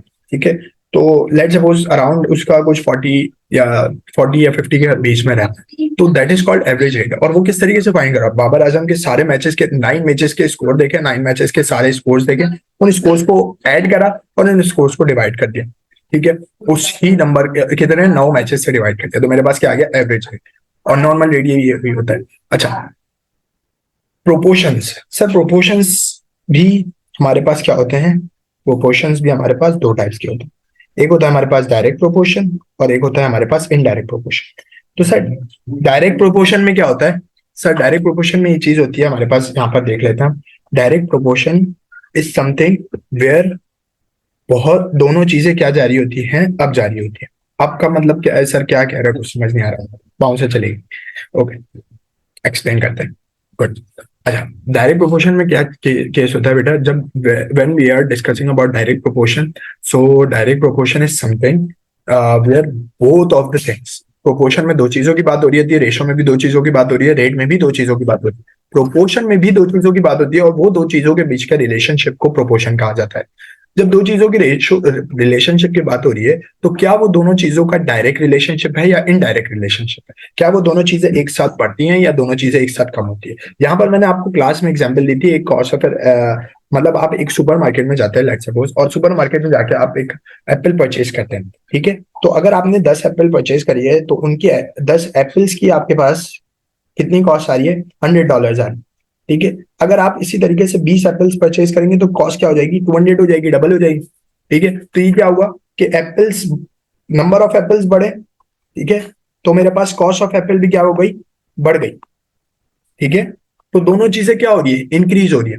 अच्छा सर, तो ये डायरेक्ट हो गया, तो इनडायरेक्ट किस तरीके से होता होगा? इनडायरेक्ट में अगर हम एग्जांपल लें कि एक ब्रिज बन रहा है, ठीक है, गवर्नमेंट ने एक वो दिया है मुझे, कॉन्ट्रैक्ट दिया है, ठीक है, मैं कॉन्ट्रैक्टर हूँ, और मुझे कहा है कि भाई आपने ये काम मुकम्मल करना है 15 दिनों में, ठीक है। अब उसने मुझे गवर्नमेंट ने मुझे कितने वर्कर्स अलाउट करे, गवर्नमेंट ने मुझे वर्कर्स अलाउट करे, लेट सपोज वर्कर्स कितने अलाउट करे, गवर्नमेंट ने 15 वर्कर्स अलाउट करे, ठीक है, और कह रहे हैं 15 डेज में काम हो जाना चाहिए। मतलब 15 वर्कर्स 15 डे में काम कंप्लीट कर रहे हैं, बिल्कुल सर। तो ये डेज है, कंफ्यूज नहीं होना, ये क्या है, वर्कर्स है, ठीक है।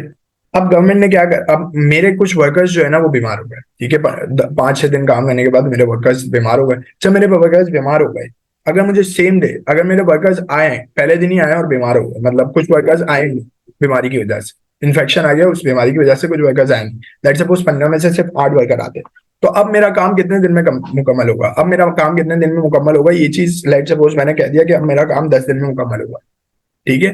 तो यही चीज, अब मेरा काम 8 दिन में मुकम्मल होगा, ठीक है। अब यही चीज है कि सर आपका वर्कर बढ़े, आपके वर्कर कम हुए, तो आपके डेज कितने हो गए, आपके डेज क्या हो गए, बढ़ जाएंगे, कम नहीं होंगे। लोग कहते हैं कि कम हो जाएंगे, लोगों ने क्या कहा कि 8 दिन, 8 वर्कर 8 ही दिन लेंगे, नहीं ये गलत है। वो डायरेक्ट में तो होता था कि अगर एक चीज बढ़ रही है तो एक चीज, अब क्या होगा, आपका नंबर ऑफ डेज क्या हो जाएंगे, इवेंचुअली बढ़ जाएंगे। लेट सपोज आपके नंबर ऑफ डेज, अभी मैं एग्जैक्ट कैलकुलेशंस पे नहीं जा रहा, अभी मैं जस्ट एग्जांपल ले रहा हूँ, तो अभी आपके नंबर ऑफ डेज क्या हो जाएंगे, आपके नंबर ऑफ डेज हो जाएंगे 30, 15 से डबल हो जाएंगे, क्योंकि आपके 7 से वर्कर गिरे तो आपके नंबर ऑफ डेज कितने लग जाएंगे, 30 लग जाएंगे। तो ये होता है इनडायरेक्ट प्रोपोर्शन, कि जब नंबर ऑफ वर्कर्स मेरे पास बढ़ रहे थे, जब मेरे पास नंबर ऑफ वर्कर्स बढ़ रहे थे, कम हो रहे थे, तो मेरे पास कितना ज्यादा टाइम लगेगा। जाहिर बात है, पहले 15 लोग 15 दिन में काम मुकम्मल करते थे, अब 8 लोग आ रहे हैं, तो 8 लोग कितने ज्यादा दिन लेंगे ना, 8 लोग ज्यादा दिन का टाइम लेंगे, तो that is called an indirect proportion. तो ये हमारे पास क्या हो गया, इनडायरेक्ट प्रोपोर्शन की कैटेगरी। अच्छा, अब एक चीज गौर से ऑब्जर्व कर लेना सब, कि प्रोपोर्शन में क्या होता है, हमारे पास प्रोपोर्शन में दो चीजें बनी हुई आती हैं, ठीक है, सब देख लें गौर से।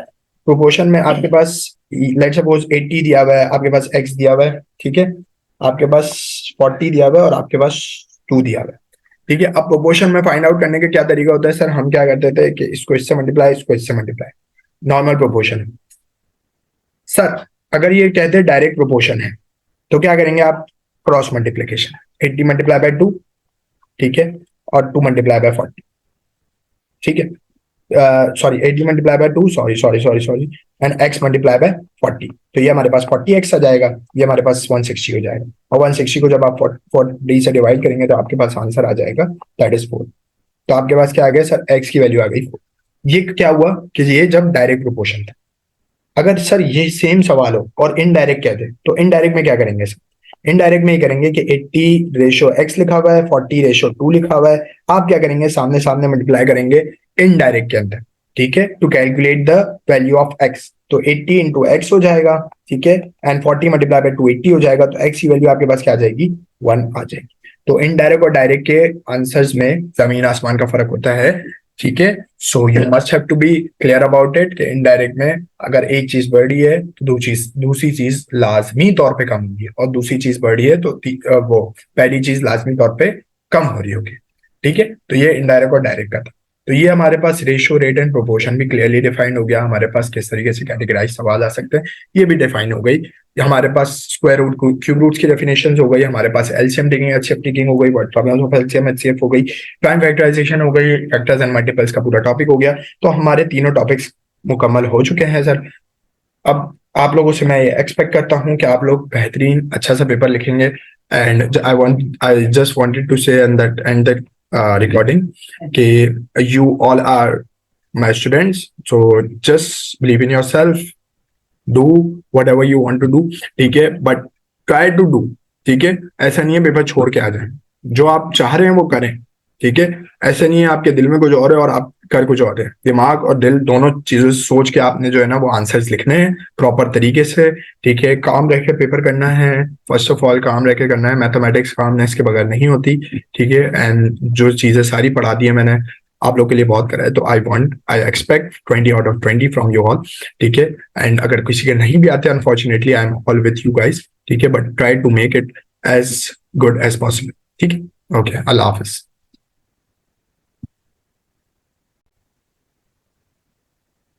सर अभी हमारे पास 3 टॉपिक्स और कवर हो गए, ratio, rate and proportion, factors and multiples, और हमारे पास square root and cube roots. वो मैंने इसीलिए वो वाली वीडियो लगा दी because I wanted to elevate the time. ठीक है, मैं चाह रहा था सारे टॉपिक्स कवर हो because there is no need to cover all the things. ठीक है, तो मतलब आपको जरूरत है सारी चीजें कवर करने की, लेकिन वो वीडियो मैं पहले डाल चुका हूँ, तो मैंने वही वीडियो को यहाँ पर अकोमोडेट कर दिया।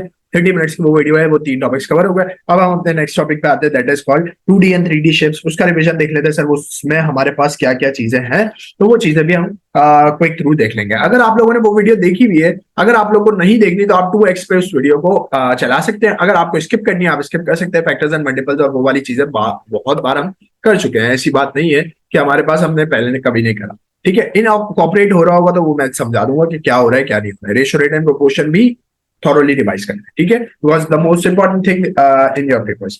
ठीक है, फिर हमारे पास आती है लाइन, एंगल एंड प्रॉपर्टीज। अच्छा, 2D एंड 3D शेप्स। सबसे पहले 2D एंड 3D शेप्स की बात कर ले।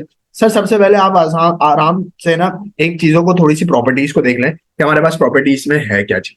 ठीक है, इसके साथ मैं एंगल प्रॉपर्टीज भी रिलेट कर दूंगा। आपका यहाँ पर एंगल प्रॉपर्टीज और 2D एंड 3D शेप दोनों एक साथ ही कवर होता है, एंगल एंड प्रॉपर्टीज।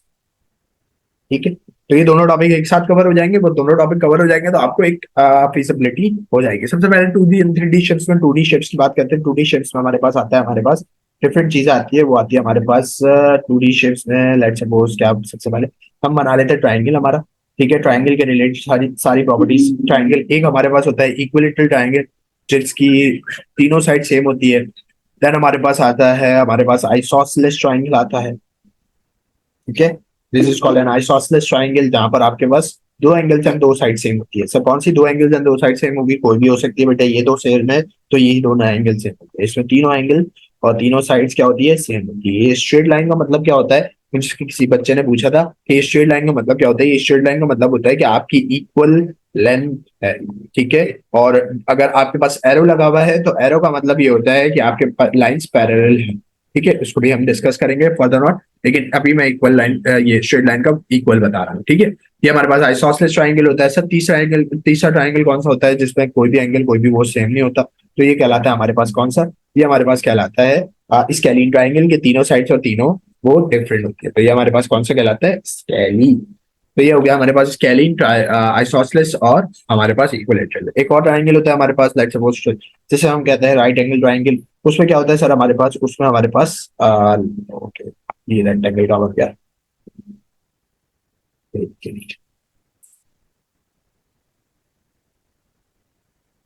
ठीक है, हमारे पास एक ट्राइंगल बन गया, that is called 90 degree triangle, that is wise it is called right angle triangle. तो ये हमारे पास क्या कहलाता है सर? राइट एंगल ट्राइंगल कहलाता है। इसमें एक एंगल हमारे पास हमेशा 90 डिग्री का मौजूद होता है।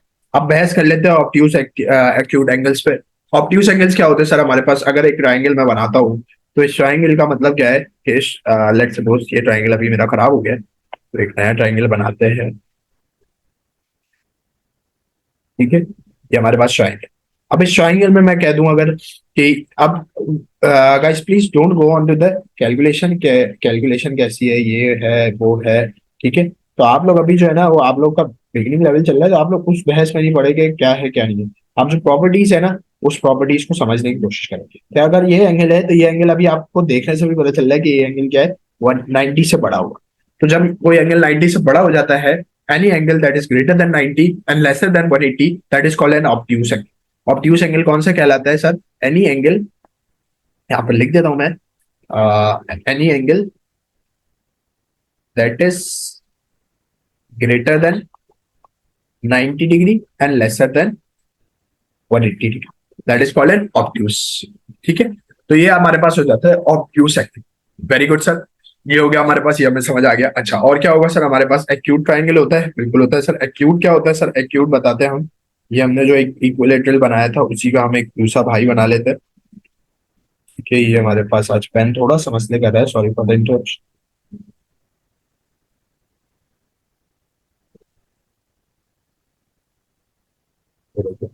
क्या मसले है? ये हो गया, सॉरी हाँ, ये हो गया हमारे पास एक्यूट ट्राइंगल।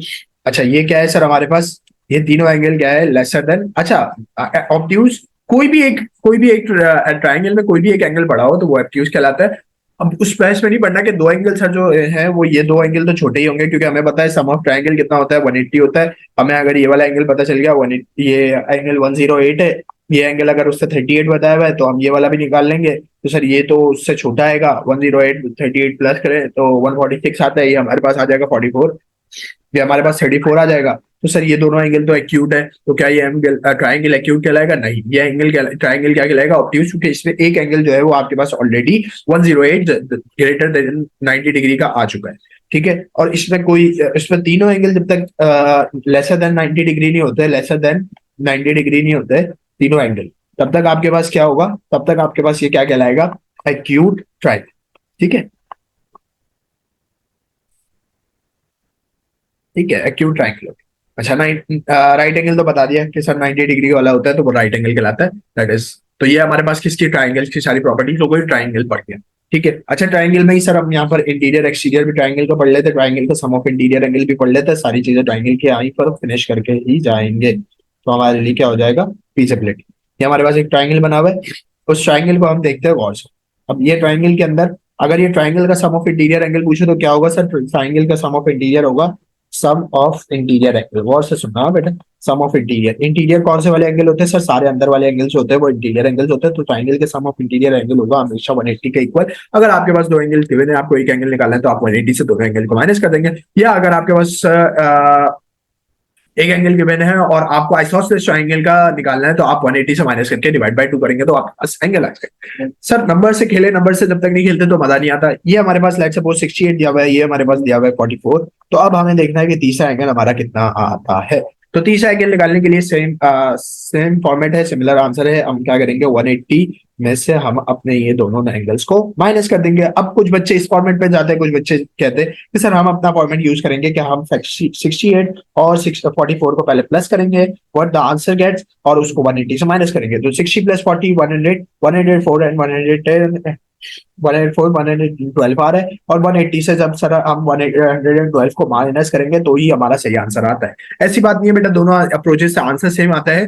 अब answer that you get is from your approach. ठीक है, इससे भी आंसर सेम आएगा, इससे भी आंसर सेम आएगा। इससे चेक कर लेते हैं तो हमारे पास 180 माइनस 112 करेंगे तो हमारे पास आंसर आ जाएगा 68।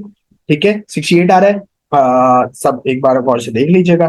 ठीक है, अगर आंसर में कुछ डिफरेंस है तो हो सकता है there might be a possibility. और यहाँ कह सकते हैं सर हमारे पास इसमें भी हम 44 है, सॉरी ये 44 है, तो 44 माइनस करेंगे और 68। तो 60 प्लस हमें पता है 112 होता है, और 112 माइनस कर दें 180 से तो हमारे पास आ जाता है 68 ही दूसरा है। तो we can calculate, we can conclude कि हमारे पास एक एंगल 68 का था, दूसरी एंगल भी 68 का ही आ रहा है। इसका मतलब क्या है कि अगर ये दोनों एंगल सेम है तो आपकी कौन सी दोनों साइड सेम होगी? ये दोनों साइड आपकी सेम होगी। It gives us that it is an isosceles triangle. ठीक है, देखो कितनी सारी प्रॉपर्टीज एक साथ इनकॉर्पोरेट होती है। तो डोंट गेट हेजिटेट, आपके पास सवाल आता है आप बिल्कुल एकदम अटेंटिव रहेंगे और इस सवाल को आंसर करेंगे। Fair enough. अच्छा, अब सर इसकी एक्सटीरियर एंगल की भी बात कर लेते हैं। ये तो इंटीरियर एंगल वाली बात हो गई। एक्सटीरियर एंगल में क्या होता है सर? अगर हमारे पास हम इस लाइन को एक्सटेंड कर दें तो ये लाइन हमारी यहाँ पर आ जाएगी, पिंक वाली लाइन, बहुत से देख रहे हैं सब। ठीक है, तो ये वाला एंगल जो पिंक से मैं बना रहा हूँ वो क्या कहलाएगा? हमारे पास एक्सटीरियर एंगल कहलाएगा। Fair enough. ऐसे ही सारे एंगल एक्सटीरियर होंगे जो इसके उस पर आ रहे होंगे। लाइक सपोज मैं इस लाइन को भी एक्सटेंड कर देता हूँ, तो सर इस लाइन को एक्सटेंड करें थोड़ा, क्या करें, तो ये हमारे पास एक्सटेंडेड लाइन है। ठीक है, वी कैन से इट, ये लाइन जो है वो किस तरीके से होगी? इस तरीके से होगी। Fair enough.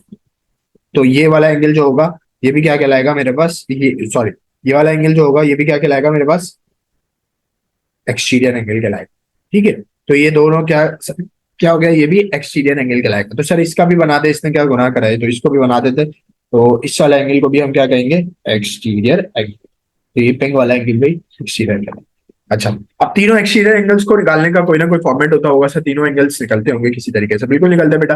तीनों एंगल्स निकालने का क्या फॉर्मेट होता है कि आप जो है ना वो सिंपली क्या करेंगे? आप सिंपली क्या करेंगे? सिंपल आपको आपको ये प्रॉपर्टी आपके जहन में होनी चाहिए कि अगर सर मुझे ये वाला एक्सटीरियर एंगल निकालना है ना, तो मुझे इसके सामने वाले दोनों इंटीरियर एंगल्स पता होने चाहिए। जो दोनों सामने वाले इंटीरियर एंगल्स का एडिशन होगा ना, वही इसका आंसर आएगा। तो सर क्या होगा, मतलब क्या कह रहे हैं? अगर मुझे ये वाला एक्सटीरियर जिस समय जो येलो से मार्क कर रहा हूँ ये चाहिए, तो मुझे इसके सामने वाले इस वाला एंगल चाहिए तो इसके सामने वाले ये दोनों एंगल है, इन दोनों एंगल्स को क्या कर दूंगा मैं, ऐड कर दूंगा। इन दोनों को एंगल्स को जब मैं ऐड करूंगा तो मेरे पास लेट्स सपोज मैंने 68 और 68 को ऐड कर लिया, तो 68 प्लस 68 कितना हो गया, 120, 128, 136 हो गया। और 136 क्या आ गया सर मेरे पास, ये वाला एक्सटीरियर एंगल।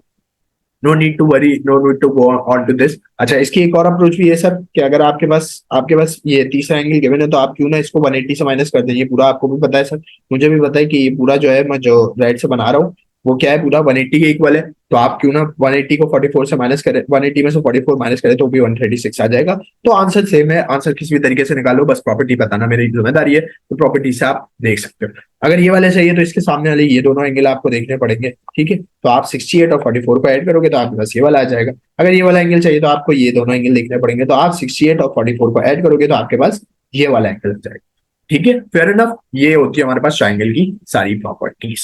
तो ये आपके पास अकोमोडेटेड ट्राइंगल आ गया, उसमें मैंने सारी चीजें बता दी, सारी कैलकुलेशंस बता दी, सारी चीजें बता दी। आई होप सो कि आप कोई कंफ्यूजन नहीं होगी triangle. Then let's move on to another topic, that is different shapes को हम स्टडी कर लेते हैं। अच्छा, वो डिफरेंट शेप्स वाले जो है ना वो मैं दिखाता हूँ, एक minute. Okay, so guys video of हो गई है, डोंट वरी। अच्छा, हमारा जो टॉपिक चल रहा था हम उसी पे रहते हैं, क्वाड्रिलेटरल्स पे अब हम आ गए। क्यों सर? क्योंकि हमारे पास वो कंप्लीट हो गया है, ट्राइंगल के बारे में हमने जो प्रॉपर्टीज़ पढ़ी है उसके बारे में हमारे पास तकरीबन सारी चीज़ें कवर हो गई। सो क्वाड्रिलेटरल्स किसे कहते हैं? फोर साइडेड शेप्स को कहते हैं, ठीक है। अच्छा सर, फोर साइडेड शेप्स में जो डिफरेंट शेप्स आते हैं उन सब की कैटेगरीज, उन सब की प्रॉपर्टीज़ बता दें। तो सबसे पहले हम बात करते हैं क्वाड्रिलेटरल में राइट एंगल की। राइट एंगल में हमें पता है इट्स एन ईजी शेप, ठीक है, it's an very easy shape, no complexity. तो इसमें चारों एंगल किसके होते हैं? 90 डिग्री के होते हैं। और वी नो कि हमारे पास sum of interior angles of quadrilateral जो होता है वो किसके इक्वल होता है? सम ऑफ इंटीरियर एंगल किसके इक्वल होता है? 360 के इक्वल होता है। क्यों? क्योंकि सर ट्राइंगल में 180 के इक्वल होता था और यहाँ पर किसके इक्वल होता है? इंटीरियर एंगल यहाँ पर इक्वल होता है 360 के। मतलब चारों को प्लस करो तो 360। क्या सर ये सिर्फ रेक्टेंगल के साथ होता है या सारे को फोर साइड शेप? बेटा जितने भी फोर साइड शेप हो, चाहे वो रेक्टेंगल हो, चाहे वो स्क्वायर हो, चाहे वो पैरेललोग्राम हो, चाहे वो रोम्बस हो, चाहे वो काइट हो, ठीक है, जो भी हो, कोई भी शेप हो, सबका सम ऑफ इंटीरियर एंगल क्या होता है? 360 होता है। सो रिकग्नाइज द थिंग, ठीक है। उसके बाद अब हमारे पास आता है, फिर हमने वो स्क्वायर के बारे में पढ़ा था, ठीक है। स्क्वायर के बारे में हमने क्या पढ़ा था? Square is a very common shape that we studied in different classes. तो इसमें भी ये होता है चारों साइड्स इक्वल होती हैं स्क्वायर में, और चारों साइड्स इक्वल होने के साथ साथ चारों ये जो होते हैं 90 डिग्री के होते हैं। इसमें अपोजिट साइड्स इक्वल होती हैं, ये चीज़ मैं बताना भूल गया। तो इसमें रेक्टेंगल में अपोजिट साइड इक्वल होती है। स्क्वायर इसे कहते हैं, स्क्वायर में चारों एंगल 90 डिग्री के होते हैं और इसका भी सम ऑफ इंटीरियर एंगल क्या होता है? 360 डिग्री होता है। सर इसके बाद हमारे पास क्या आता है? इसके बाद हमारे पास बेटा काइट आता है। अच्छा, मैं थोड़ा फास्ट पेस में जा रहा हूँ, अगर आप लोगों को कोई भी क्लियर नहीं हो कोई भी चीज़, so you can pause the video, you can go back on the video and then can rewatch it, ठीक है। अच्छा, काइट में क्या होता है सर? ये जो दो एडजेसेंट एंगल है ना काइट में ये होता है कि दोनों एडजेसेंट एंगल एक दूसरे के इक्वल होते हैं। क्या मतलब सर? दोनों ये ब्लू वाले एंगल क्या होते हैं? मतलब लेट्स सपोज अगर ये 120 है तो ये भी क्या होगा? हमारे पास 120 ही होगा, ठीक है। ये काइट का शेप का नेम है 1ABCD। तो हम कह सकते हैं angle B is equals to angle C, ठीक है। Fair enough, okay sir. फिर उसके बाद हमारे पास बात होती है किस पे? अच्छा, इन दोनों एंगल की बहस में नहीं पड़ेंगे कि ये दोनों सेम होते या नहीं होते, ये दोनों सेम नहीं होते। अच्छा, हम कह सकते हैं कि भाई ये दोनों अगर सेम नहीं है तो अगर हमें ये दोनों एंगल निकालने हैं तो हम नहीं निकाल सकते, हमें कोई एक और पता होना चाहिए ताकि हम तीनों को 360 से माइनस करें तो हम ए एंगल पर चले जाए। मोर ओवर अगर हम बात करें आगे किसी और शेप की, तो हमारे पास एक शेप आता है पैरेललोग्राम। अच्छा, पैरेललोग्राम और रोम्बस में एक ही प्रॉपर्टी अप्लाई होती है। कौन सी प्रॉपर्टी अप्लाई होती है सर? बता देंगे, अभी कोई टेंशन की बात नहीं है। ये हमारे पास थोड़ा सा पैरेललोग्राम पहले हम बना ले, तो ये हमारे पास बन गया पैरेललोग्राम। पैरेललोग्राम में क्या होता है कि आपके पास अपोजिट साइड्स क्या होती हैं? पैरेलल होती है, not equal but parallel to each other. जैसे मैंने एरो बनाए हैं तो मैंने पहले भी डिस्कस करा था कि साइड जो ये वाली चीज़, ये जो चीज़ होती है वो क्या रिप्रेजेंट करती है? इक्वल इन लेंथ, ठीक है। और ये चीज़ क्या, एरो क्या रिप्रेजेंट करता है? हमारे पास एरो रिप्रेजेंट करता है कि they are parallel to each other. अगर यहाँ एरो बना हुआ है तो हम कह सकते हैं कि they are parallel to each other, okay sir. तो parallel to each other, fair enough, ये हमारे पास हो गया। अच्छा ये हो गया सर। अच्छा इसमें क्या होता है सर, इसमें एक चीज़ गौर से याद रखिएगा, एंगल्स के बारे में बता देता हूँ कि इसमें जो अपोजिट एंगल्स होते हैं वो दोनों इक्वल होते हैं। मतलब ये ब्लू वाले के इक्वल होगा, और सर वैसे ही पिंक वाला क्या होगा, तो पिंक वाले के अपोजिट के इक्वल होगा।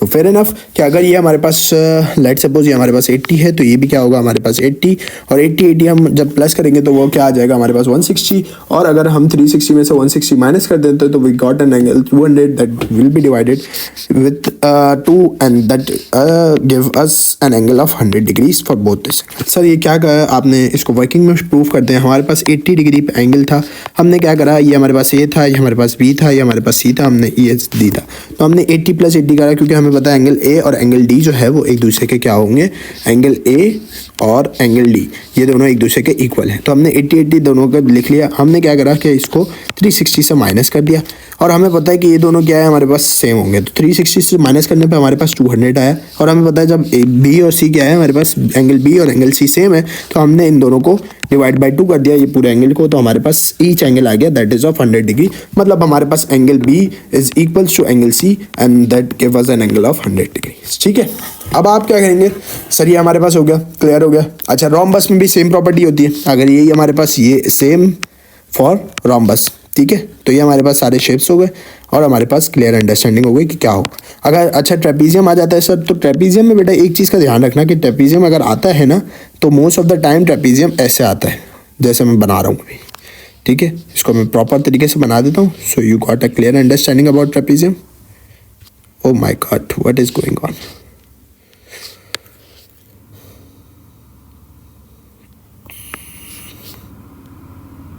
ठीक है, तो ये हमारे पास एक ट्रेपीजियम बन गया, ये तो स्लैंट हाइट बना, सॉरी। ठीक है, तो ये हमारे पास एक ट्रेपीजियम बन गया। अच्छा ट्रेपीजियम में एक चीज़ का ध्यान रखना, वो क्या करता है, ये वाला एंगल आपको 80 दे देगा, ये वाला एंगल आपको बता देगा कि ये एंगल है हमारे पास 20 डिग्री, और ये कहेगा कि ये वाला एंगल आप खुद निकालेंगे। ठीक है, और आपको ये वाला एंगल भी बता दिया।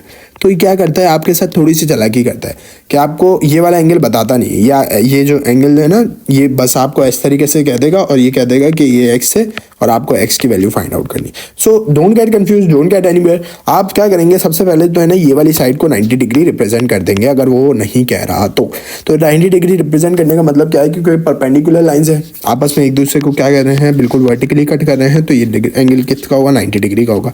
जब ये एंगल 90 का है, ये 80 का है, ये 20 का है, तो ये एंगल कोई और होगा, बिल्कुल होगा। सर किस तरीके से निकाल सकते हैं, हम 90 प्लस कर देंगे 20, उसमें प्लस कर देंगे 80, तो हमारे पास ये 190 आ गया, और 190 को जब हम 360 से माइनस करेंगे, so we got an angle of what is the angle 150 I guess, if I am not mistaking, तो we get an angle of 170, sorry 170 angle आ जाएगा हमारे पास। तो ये हमारे पास आ गया x that is equals to 170 degree. ठीक है, आई होप सो इसमें भी कोई कंफ्यूजन नहीं होगी कि इस तरीके के सवाल आ सकते हैं मेजॉरिटी ऑफ द टाइम्स। ठीक है, चारों पांचों हमने वो पढ़ ली शेप्स, और पांचों शेप्स से कोई भी एंगल आ सकता है, कोई भी सवाल आ सकता है। ठीक है, तो ये हमारे पास रिवीजन हो गया, किसका, क्वाड्रिलेटरल्स का रिवीजन हो गया। ठीक है सर, क्वाड्रिलेटरल्स में कोई एक्सटीरियर इंटीरियर तो नहीं होता, नहीं होता। अच्छा फिर हम रिवीजन कर लेते हैं एंगल प्रॉपर्टीज में हमारे तीनों टाइप्स के एंगल्स का, जिसमें बहुत से बच्चों को बहुत ज़्यादा कन्फ्यूजन है, that is called angle properties है। और एंगल प्रॉपर्टीज में ये टॉपिक सबसे ज़्यादा हिट करने वाला है, एंड आई गेस सबसे ज़्यादा कन्फ्यूजन भी इसी में आती है। अब जिसने नहीं पढ़ा हुआ वो एक बार तरीके से देख ले, मतलब पढ़ ले बिल्कुल, और जिसने पढ़ा हुआ है तो वो अपनी वीडियो को पॉज करें और इस क्वेश्चन को अटेम्प्ट करने की कोशिश करें। ठीक है, कि कौन सा किसका क्या है, कौन सा किसका क्या है। ठीक है, मैं सारे एंगल्स को डिफरेंट कलर से रिप्रेजेंट कर रहा हूँ, विच इज़ माई वर्क। ठीक है, तो मैं इसको ए कह देता हूँ, फिर उसको बी कह देता हूँ, फिर इसको सारे डिफरेंट से बनाते, इसको सी कह देता हूँ। ठीक है, इसको डी कह देता हूँ, फेयर इनफ, और इसको ई कह देता हूँ। ठीक है, और वन मोर।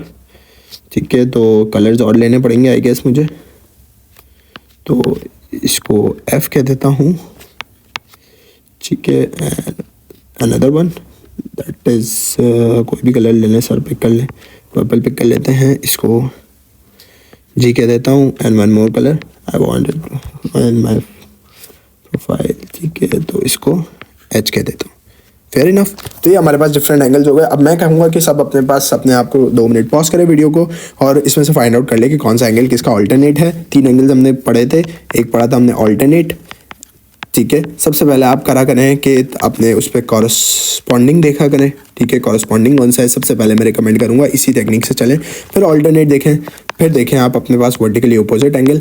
अगर वो तीनों नहीं मिलते तो फिर आप कौन सा एंगल दिखेंगे, आप देखेंगे को इंटीरियर एंगल, ठीक है। तो ये सारे आपके पास फॉर्मेट्स हैं, मतलब ये चारों इसी लाइन से देखेंगे, इसी ऑर्डर से देखेंगे तो you will get any other and कोई भी एंगल आपको मिल जाएगा और आप इजीली सेटिस्फाई हो जाएंगे अपने क्वेश्चन से।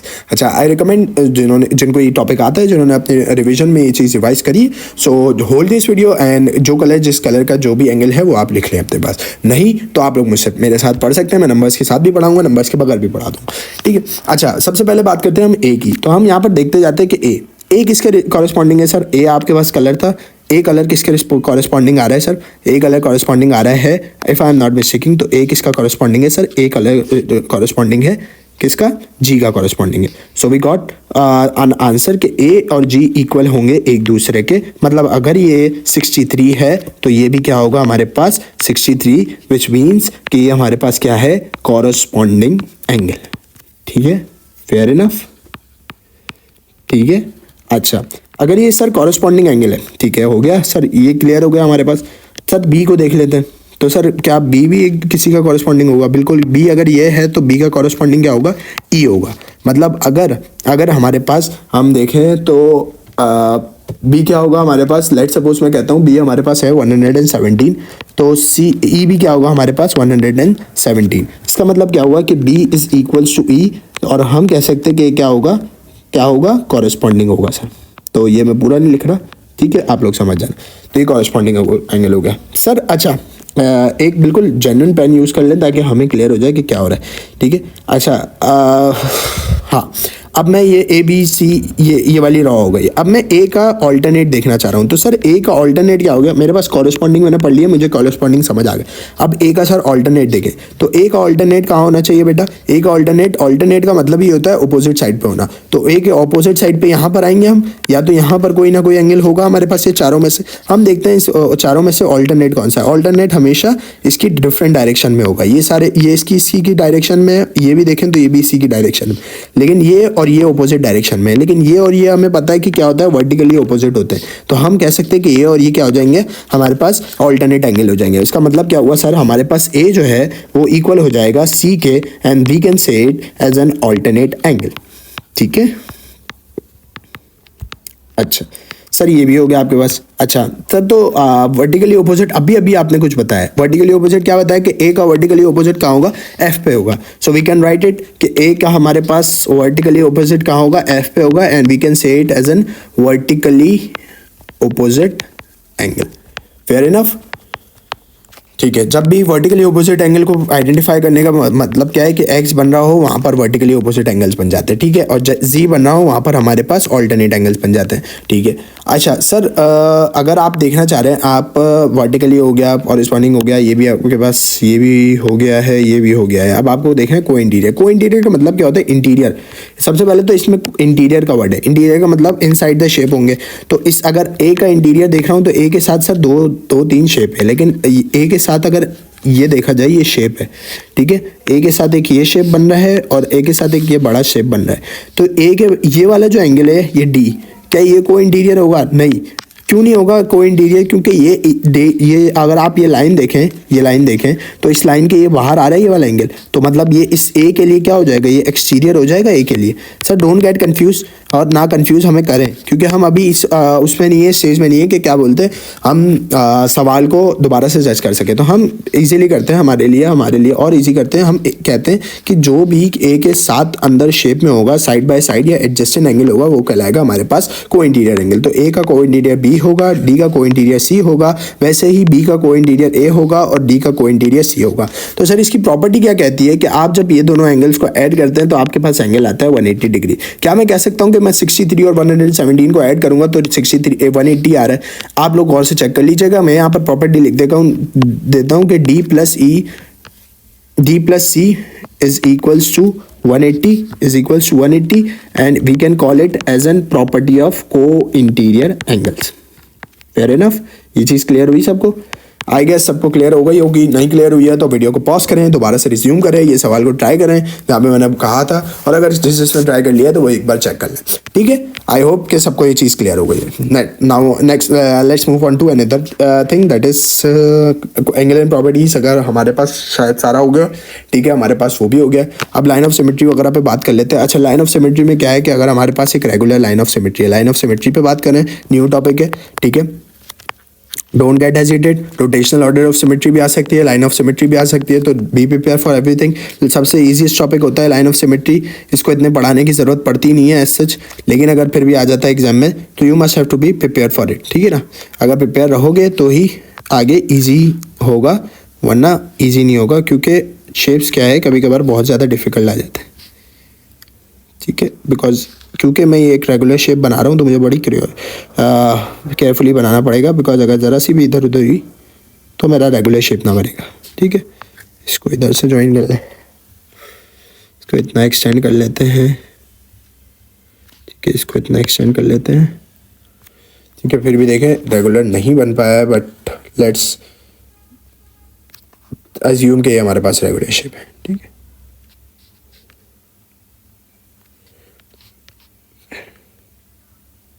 ठीक है, फेयर इनफ है, ठीक है। ये हम क्या कह सकते हैं, इस शेप को हम एक रेगुलर ऑब्जेक्ट कह सकते हैं, बिकॉज हमें पता है कि सारी साइड्स क्या है, एक दूसरे के सेम है, तो हम इसको शेप को क्या कह सकते हैं, एक रेगुलर शेप कह सकते हैं, रेगुलर पॉलीगॉन कह सकते हैं। पॉलीगॉन का मतलब ही क्या होता है कि सर ऐसा शेप जो स्ट्रेट लाइन से बाउंडेड हो, ठीक है, और हमारे पास इनक्लोज शेप हो, तो वो पॉलीगॉन कहलाता है। अब ये पॉलीगॉन है हमारे पास, रेगुलर पॉलीगॉन है सर, ये रेगुलर पॉलीगॉन है। रेगुलर पॉलीगॉन से मतलब क्या है कि सारी साइड्स एक दूसरे के इक्वल होगी, ये और ये सारी साइड्स इक्वल होंगी। अच्छा, कितनी साइड्स है सर? 1 2 3 4 5 6 7 8 साइड्स है। अब मैं ये कह रहा हूँ कि इसमें सारी साइड्स इक्वल हैं। अब ये नहीं अंदाज़ा लगाने बैठ गया ना कि सर ये वाली साइड बड़ी है, ये छोटी है, ये बड़ी है, ये छोटी है। अभी मैं कह रहा हूँ कि सारी साइड्स एक दूसरे के इक्वल है, भले शेप जैसा भी बना हुआ है। तो मैं कहता हूँ कि 8 साइड्स हैं, और 8 साइड्स क्या है, all equal to each other है, ठीक है।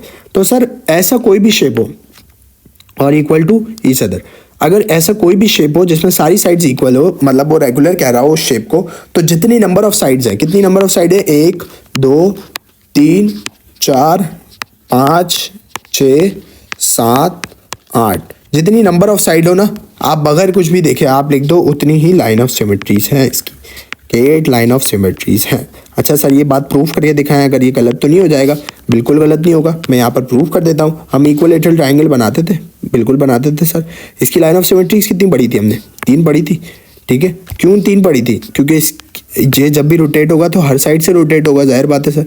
क्या होगा मतलब रोटेशन, मतलब और लाइन ऑफ सिमेट्री क्या होगी, एक यहाँ होगी, ठीक है, एक यूँ होगी और एक यूँ होगी। तो इसकी कितनी लाइन ऑफ सिमेट्रीज आ रही थी? 3 आ रही थी सर। कोई और एग्जांपल भी दें, इससे हमें तसल्ली नहीं हो रही है, हम पेपर में फेल नहीं होना चाह रहे। बिल्कुल ना हो पेपर में फेल बेटा, मैं तो चाहता ही हूँ कि आप लोग अच्छे नंबर से पास हो। तो अब क्या है सर, ये हमारे पास ये हमारे पास है स्क्वायर। स्क्वायर में भी हमने पता है हमें चारों साइड एक दूसरे के इक्वल होती है, तो हमने स्क्वायर की कितनी लाइन ऑफ सिमेट्रीज पढ़ी थी? एक ये, एक ये, एक ये और एक ये। तो क्या हो गया, स्क्वायर की भी कितनी हो गई? 4 लाइन ऑफ सिमेट्रीज हो गई। इसकी कितनी हो गई इक्विलेटरल ट्रायंगल की? 3, क्योंकि ये भी क्या है हमारे पास एक रेगुलर ट्रायंगल है। रेगुलर का मतलब क्या है कि तीनों इक्वल है, और ये भी क्या है हमारे पास स्क्वायर है, इसमें भी हमें पता है कि चारों इक्वल होती है। तो हमने बगैर देखें यहाँ पर 4 लिख देना है और यहाँ पर 3 लिख देना है, ठीक है। वैसे हमें अगर कोई रेगुलर पॉलीगॉन मिलता है जिसकी सारी साइड्स इक्वल है, तो उसकी साइड्स काउंट करके उतनी ही उसकी लाइन ऑफ सिमेट्रीज लिख दोगे, और ऑर्डर ऑफ रोटेशन सिमेट्री भी उसकी उतनी ही होगी। जितनी भी बार घुमाओगे तो उतना ही आंसर आएगा, ठीक है। तो ये चीज़ जहन में रखनी है। और कोई अगर इरेगुलर शेप आ जाता है तो सर क्या करेंगे? ईजीली अगर उसको लेट सपोज अगर हमारे पास इरेगुलर शेप आता है, कोई आ जाता है हमारे पास ऐसे करके कोई भी शेप आ जाता है, लेट सपोज ये ट्राइंगल क्या है, ये हमारे पास इक्विलेटरल नहीं है, तो हम कह सकते हैं कि सर इसकी लाइन ऑफ सिमेट्री कैसी होगी? इसकी लाइन यूँ तो नहीं हो सकती, यूँ हो सकती है सर, यूँ भी नहीं हो सकती। तो इसकी लाइन ऑफ सिमेट्री पॉसिबल नहीं दिख रही है सर कि कोई लाइन ऑफ सिमेट्री यूँ बन सकती है। सर ये हो सकता है ऐसे बन जाए, आइसोसेलेस लग रहा है तो यहाँ से यहाँ तक की 1 लाइन ऑफ सिमेट्री हो सकती है। तो कुछ भी आप लोग को इसी तरीके से देखना है कि लाइन ऑफ सिमेट्री किस तरीके से, और ऑर्डर ऑफ रोटेशन सिमेट्री के लिए आप क्या करेंगे, मैंने आप लोगों को पहले भी बताया था कि आप लोग टिश्यू पेपर लेके आएंगे, उस टिश्यू पेपर को अपने पेपर पे रख के उसको रोटेट करके देख लेंगे, सो you got N clear answer of the answer. ठीक है, आप क्या करेंगे, एक टिश्यू पेपर लेके आएंगे, टिश्यू पेपर को अपने शेप पे रखेंगे, ये शेप लेट सपोज आपके पेपर बना हुआ है, आपने टिश्यू पेपर को अपने शेप पे रखा, and then you start tracing the shape on the tissue paper, then you start rotating the shape, और आपको easily order of rotation symmetry मिल जाएगी। और आप अगर वैसे करना चाह रहे हो तो आप वैसे भी कर सकते हो, जो हम डायग्राम बना के हमने सीखा था। ठीक है, you have multiple options of measuring the line order of rotation symmetry, line of symmetry का टेक्निक मैं बता चुका हूँ, तो ये चीज़ें आप लोग के लिए आई गेस सिंपल रहेंगी। ठीक है, ये हमारे पास यहाँ तक कंप्लीट हो गया। उसके अलावा हमारे पास क्या रह जाता है वो भी देख लेते हैं सर, और क्या रहता है। सच मेरे हिसाब से कुछ रहता नहीं होगा, बट लेट्स सी कि क्या क्या बाकी है।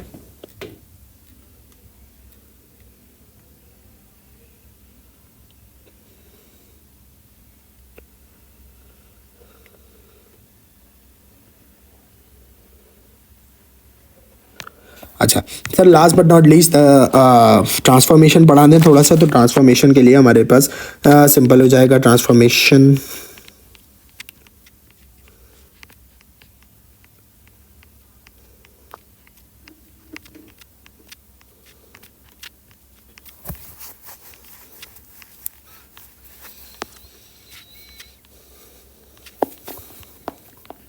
अच्छा ये सर आपने एक पेज लगा दिया, ठीक है। अच्छा let's see,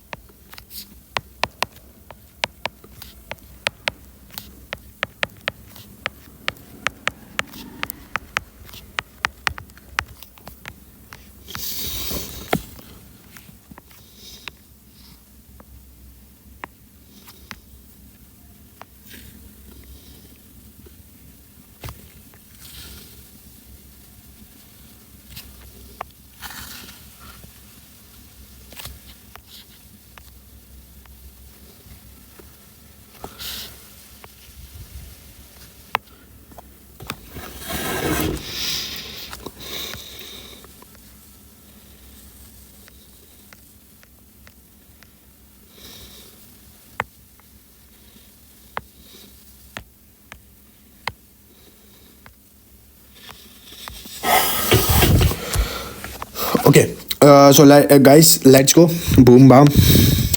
okay so guys, आप लोग को मैप देख के और ये ग्राफ देख के और आपको ये देख के पता चल गया होगा कि हम अब कौन सा टॉपिक पढ़ रहे हैं, that is called transformation. Transformation is the most easiest topic, और इसमें हम पढ़ते हैं कौन सी, हम ट्रांसलेशन पढ़ते हैं। ट्रांसलेशन का मतलब क्या होता है, स्लाइडिंग और moving any object from its original place to any other place that is given in the question. मतलब क्या हुआ सर, आपने इतनी इंग्लिश बोल दी तो हमारे पास कुछ इंस्ट्रक्शंस दी जाती है, उस इंस्ट्रक्शंस को लेके हम अपने शेप्स को उठाकर ट्रांसलेट करते हैं। लेट सपोज हमें क्वेश्चन कह देता है कि सर आपने ट्रांसलेट करना है अपने ऑब्जेक्ट को आपने ट्रांसलेट कहाँ करना है सर, हम वो हमें कह देता है कि translates your object. Okay, the point gots very broader, तो हम उसको थोड़ा सा वो कर लेते हैं। तो हम कह सकते हैं कि वो कह सकता है कि translate triangle A B C 3 units down and 4 units right. तो सर इसमें क्या करेंगे, उसने कह दिया हमें कि 3 units down and 4 units right आपको लेके जाना है। अब किस तरीके से लेके जाएंगे, the answer is very simple.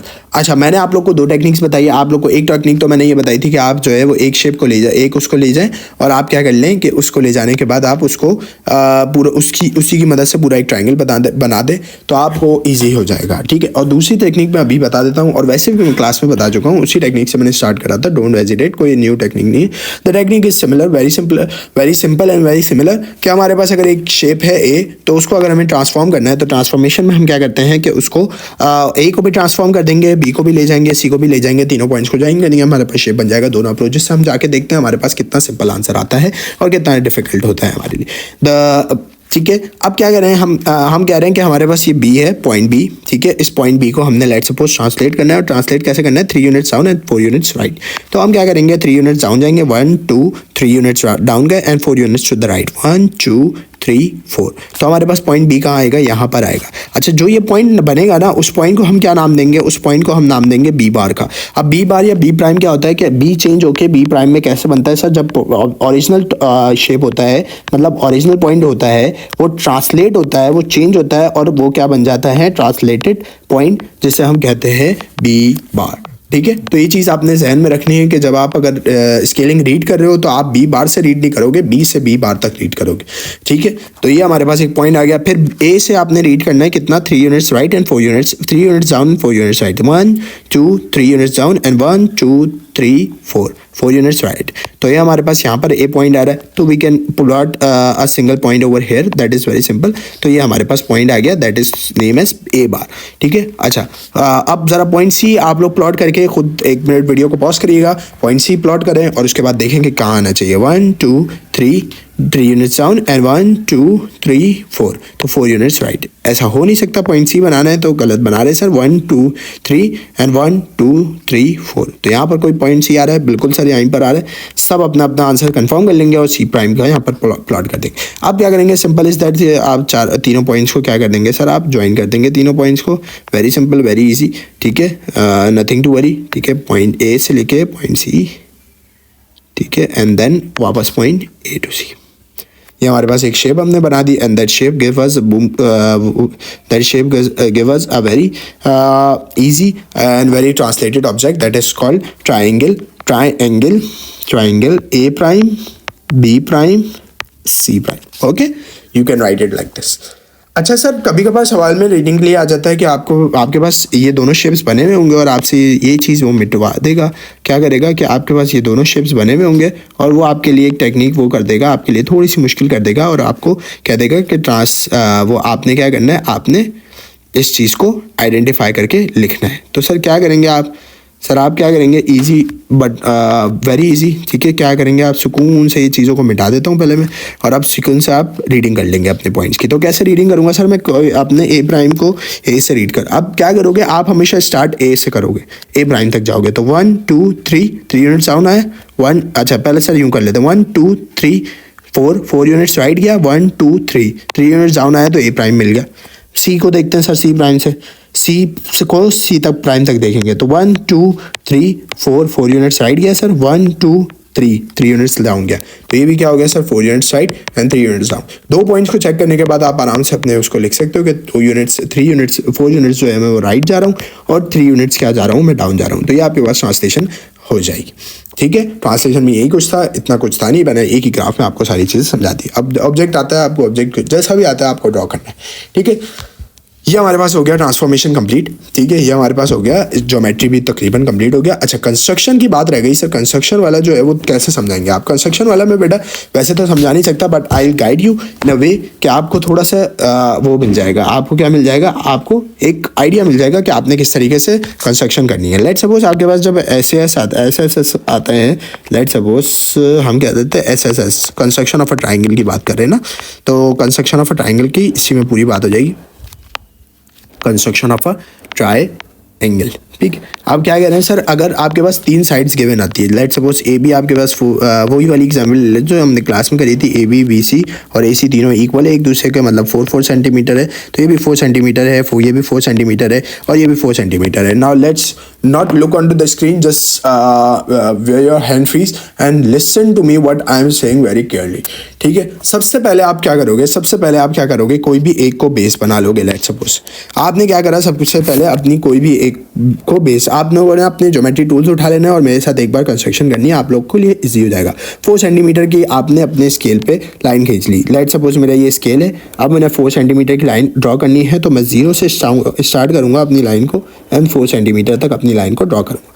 That simple. तो मैंने ये क्या करा, अपनी लाइन को ड्रॉ कर लिया। अब सर जब मेरी लाइन ड्रॉ हो गई तो मैं क्या करूँगा, अब क्लियरली क्या करूँगा, सिंपल बट वेरी सिंपल, क्या करूँगा, अपनी लाइन के ऊपर 4 सेंटीमीटर लिख दूंगा कि मेरी लाइन है 4 सेंटीमीटर किसकी, ए बी की। ठीक है, अब मुझे क्या करना है, बी सी बनानी है, वो भी 4 सेंटीमीटर की। अब मैं ज़रा स्केल से बनाने लगूंगा सर तो मेरे लिए मुश्किलात हो जाएंगी। तो मैं क्या करता हूँ, अपना कंपास उठाऊंगा और अपने कंपास को यहाँ पर रखूंगा। अब जहाँ से ये मेरा कंपास है, ये मेरे कंपास को मैं यहाँ से लेके यहाँ तक रखूँगा। कहाँ तक रखूँगा सर, मैं अपना कंपास उठाऊँगा और यहाँ से 1 से लेके 4 सेंटीमीटर तक अपना कंपास खोलूँगा एंड देन जब मैंने कंपास खोल लिया तो मैं अपनी कंपास की एक लेड यहाँ पर रखूँगा और अपने लेड से एक यहाँ पर प्रॉपर तरीके से एक यहाँ पर आर्क बनाऊँगा। तो ठीक है सर, यहाँ से अगर आप कंपास रखते हैं तो यहाँ से आपकी आर्क ऐसी बनेगी, क्या ऐसी ही बन रही है आर्क यहाँ से बनाने पे? तो यहाँ से बनाने पे जी सर आपकी आर्क बन रही है ऐसी। ठीक है, तो सर अगर ये 4 सेंटीमीटर हो गया, ये भी हो गया, तो तीसरी भी बनाऊंगा, बिल्कुल तीसरी भी ए सी से बनाएंगे। तो वही आप कंपास उठाएंगे अपना, आपका कंपास ये है, आपने 0 से लेके 4 तक खोला कंपास को और कंपास को खोलने के बाद आपने यहाँ पर भी एक आर्क बना दी जो कि आर्क आपकी इस तरीके की होगी। जब आपकी ये आर्क बन गई तो आप क्या कर लेंगे कि इजीली इन दोनों पॉइंट्स को ज्वाइन कर, ये जो आपका पॉइंट होगा वो पॉइंट क्या होगा, तीसरा पॉइंट। ट्राइंगल क्या था, ट्राइंगल ए बी सी था, ए बी आपके पास पहले से बने हुए हैं, आपने क्या करना है, सी को बनाना है। तो ए बी सी आपके पास ट्राइंगल है and you can clearly see के सी पॉइंट रहता है, तो सी पॉइंट को आप ए बी से ज्वाइन कर देंगे और आपके पास एक पूरा ट्राइंगल आ जाएगा, full flex triangle, that is called triangle A B C. ठीक है, तो ये आपके पास एक ट्राइंगल बन गया with the help of S S S. तो ये गाइस ये होता है। अच्छा, जब डी वाली कहानी होती है तो डी वाली कहानी भी मैं क्लास में बता चुका था कि आपके पास 2 एंगल्स गिवन हो, एक एंगल गिवन हो और आपको वो बनानी हो। लेट सपोज 7 सेंटीमीटर, वही वाली एग्जाम्पल लेते हैं, हमारे पास एंगल हमारे पास एंगल ए था दैट इज ऑफ 80 डिग्री और हम कह सकते हैं बी सी जो थी वो हमारे पास थी 6 सेंटीमीटर की। तो हमने क्या करा, हमने ए सी को एक 7 सेंटीमीटर की लाइन बनाई। हम यहाँ पर मेजर करके बना लेते हैं, हमारे पास स्केल तो मिलता है यहाँ पर, बाकी चीज़ें मिलती नहीं है। तो हम इस 7 सेंटीमीटर की एक लाइन बना लेते हैं जो कि हमारे पास एक 7 सेंटीमीटर की फुल फ्लैक्स लाइन होगी। और वो लाइन बनने के बाद क्या करेंगे, उस लाइन को लेबल कर देंगे, that is A and that is B. आप अपना ना डी रखेंगे यहाँ पर, आपके पास एक डी होगा, आप वो डी को यहाँ रखेंगे और वो डी से मेजर करेंगे। कैसे मेजर करेंगे, आप अपने डी को यहाँ रखेंगे, ठीक है, यहाँ से आप अपने डी को रखेंगे, यहाँ से आपका मिड पॉइंट होगा और यहाँ से आप मेजर करना स्टार्ट करेंगे। You can start measuring your angle from that side और आपका 80 कहीं यहाँ आ रहा होगा तो यहाँ आप एक अपना पॉइंट लगा देंगे। ठीक है, यहाँ पर मैंने अपना एक पॉइंट लगा दिया सर और मैंने क्या करा, यहाँ से अपनी एक कंपास उठाया, देन अपने कंपास को 1 से लेके 6 डिग्री तक खोला, अपने कंपास को यहाँ रखा। यहाँ रखने के बाद मैंने क्या करा, एक अपने कंपास से यहाँ रखने के बाद एक आर्क बना दी और वो आर्क शायद सर कहीं यहाँ पर आ रही होगी। तो सर यहाँ पर कहीं आ रही होगी। अब सर पॉइंट मेरा यहाँ लगा है और आर्क मेरी यहाँ आ रही है, तो कंफ्यूज होने की ज़रूरत नहीं है। आप अपनी लाइन को उठाओ और इस पॉइंट से गुजारते हुए एक लंबी लाइन बना दो और लेट सपोज आपकी आर्क आ रही है यहाँ, तो आपकी आर्क यहाँ आ रही है, कोई मसला नहीं है सर। ये वाला पॉइंट जो होगा वो क्या होगा, intersection point, that is C. तो आप ऐसे अपने एक उसको बना दोगे, ये आपके पास 6 सेंटीमीटर हो गया, आपके पास 7 सेंटीमीटर हो गया और ये आपके पास 80 डिग्री हो गया। So got it. तो इस तरीके से भी ट्राइंगल बन जाते हैं, no need to worry, no need to think about it. और ये हमारे पास ट्राइंगल कहलाता है, कौन सा ट्राइंगल कहलाता है, SAS, साइड एंगल साइड। ठीक है, ये 2 ट्राइंगल्स हो गए। कंस्ट्रक्शन ऑफ ट्राइंगल्स भी आई गेस यहाँ पर कंप्लीट हो गई है। अब हम क्या करेंगे, अब हमारे पास स्टैटिस्टिक्स आता है। Statistics the most easiest portion, the most easiest thing. उसमें मीन मीडियन मोड को हमने देखना है और हमने जो है वो कम्युलेटिव ग्राफ्स वगैरह को देखना है, पाई चार्ट को देखना है। तो काइंडली हम उस पर जंप करते हैं, हरी अप। ठीक है, time now let's jump on to the on that thing. ठीक है, जो हमारे पास स्टैटिस्टिक्स रहता है द लास्ट पोर्शन, और उसमें हम सारी चीज़ें एक साथ कवर करेंगे जल्दी जल्दी। तो मुझे I want a speed work. ठीक है, तो आप लोग को अगर कोई चीज़ दोबारा देखनी हो तो आप वीडियो को रीप्ले कर सकते हो। ठीक है, देयर इज नो बाउंड है, आपको जितनी लिमिट है उतनी लिमिट में देखना है, ठीक है। आपकी वीडियो है, आपने जितनी बार देखना है you can go and watch it, ठीक है। अच्छा, स्टैटिस्टिक्स में सबसे पहले हमारे पास हम पढ़ लेते हैं थोड़ा सा मीन मीडियन मोड पढ़ लेते हैं, दैन फिर हम ग्राफ्स पे बात कर लेंगे। तो मीन मीडियन मोड क्या होता है सर? मीन मीडियन मोड होता है आपके पास कि लेट सपोज आपके पास वो एक एग्जांपल देता हूँ मैं, उसमें सारी चीज़ें समझा दूंगा, ठीक है। लेट सपोज आपके पास वो डेटा दे देता है कि 7, 8, 9, 14, 13, 16, 2, 4, 8, 3, इसके बाद आ रहा है आपके पास 17, 23, ठीक है, और 42, ठीक है, 50, 42 नहीं 23, ठीक है, 23, अब इससे आगे नहीं जाते, 28, ठीक है, 29, 21, 8, 22, 22, 22, 24, ठीक है, और 8। सर सब सारे नंबर्स आ गए, बिल्कुल आ गए सर। आपके पास क्या है, 19 भी लिख लेते हैं और 20 भी लिख लेते हैं। सर हमारे पास डिफरेंट नंबर्स आ गए। ये हमारे पास ग्रुप डेटा दिया हुआ है, अनग्रुप डेटा दिया हुआ है। उससे पहले आपको क्या कहता है, वो कहता है कि आपके पास ये क्या दिया हुआ है, एक अनग्रुप डेटा। हमें भी पता है, हमने डिस्कशन करी थी कि हमने ये हमारे पास क्या दिया हुआ है, एक अनग्रुप डेटा दिया हुआ है। और अनग्रुप डेटा को आपने क्या करना होता है, सॉर्ट आउट करके ग्रुप डेटा में कभी कभार बनाने के लिए सवाल आ जाता है, उसको हम लेटर ऑन डिस्कस करते हैं।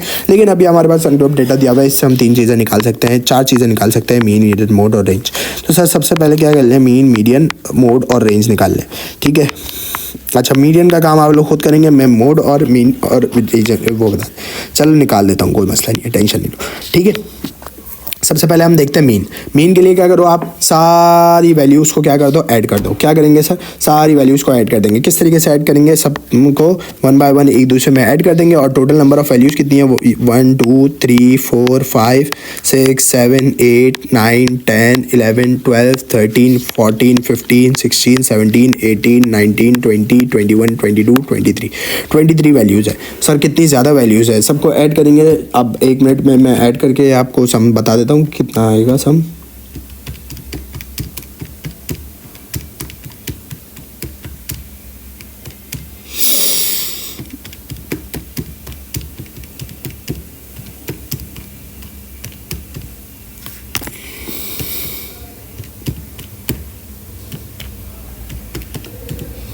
सर ये आपके पास कुछ टोटल आ रहा है 347 का, और उसको आप जब डिवाइड करेंगे 23 से तो you got an answer that is 347 divided by 23, that is 15.09। अच्छा, 15.09 आ गया हमारे पास आंसर। तो हमने कह दिया कि हमारे पास मीन आ रहा है 15.09। अच्छा, मीडियन निकालने का क्या तरीका है, आप क्या करेंगे, इस पहले पूरे डेटा को आप क्या करेंगे, ऑर्डर में अरेंज करेंगे। ऑर्डर का मतलब क्या है सर, आप क्या करेंगे कि starting from the lowest to the highest. तो क्या करेंगे, आप सबसे पहले उठाएंगे सबसे लो द हाईएस्ट। अब आप क्या करेंगे, मीडियन निकालना। मीडियन निकालने का सबसे अच्छा तरीका होता है कि आप जो है वो वैल्यूज़ देख लें, दैट इज़ 23 वैल्यूज़। 23 वैल्यूज़ मतलब क्या है कि आपके पास अगर एक साइड पे कितनी वैल्यूज़ हो, अगर आपके पास एक साइड पे है, लेट सपोज हम कटिंग करके ही देख लेते हैं कि क्या बचता है हमारे पास। वो यहाँ से लेट सपोज यहाँ से यहाँ, यहाँ से यहाँ, यहाँ से यहाँ, यहाँ से ये।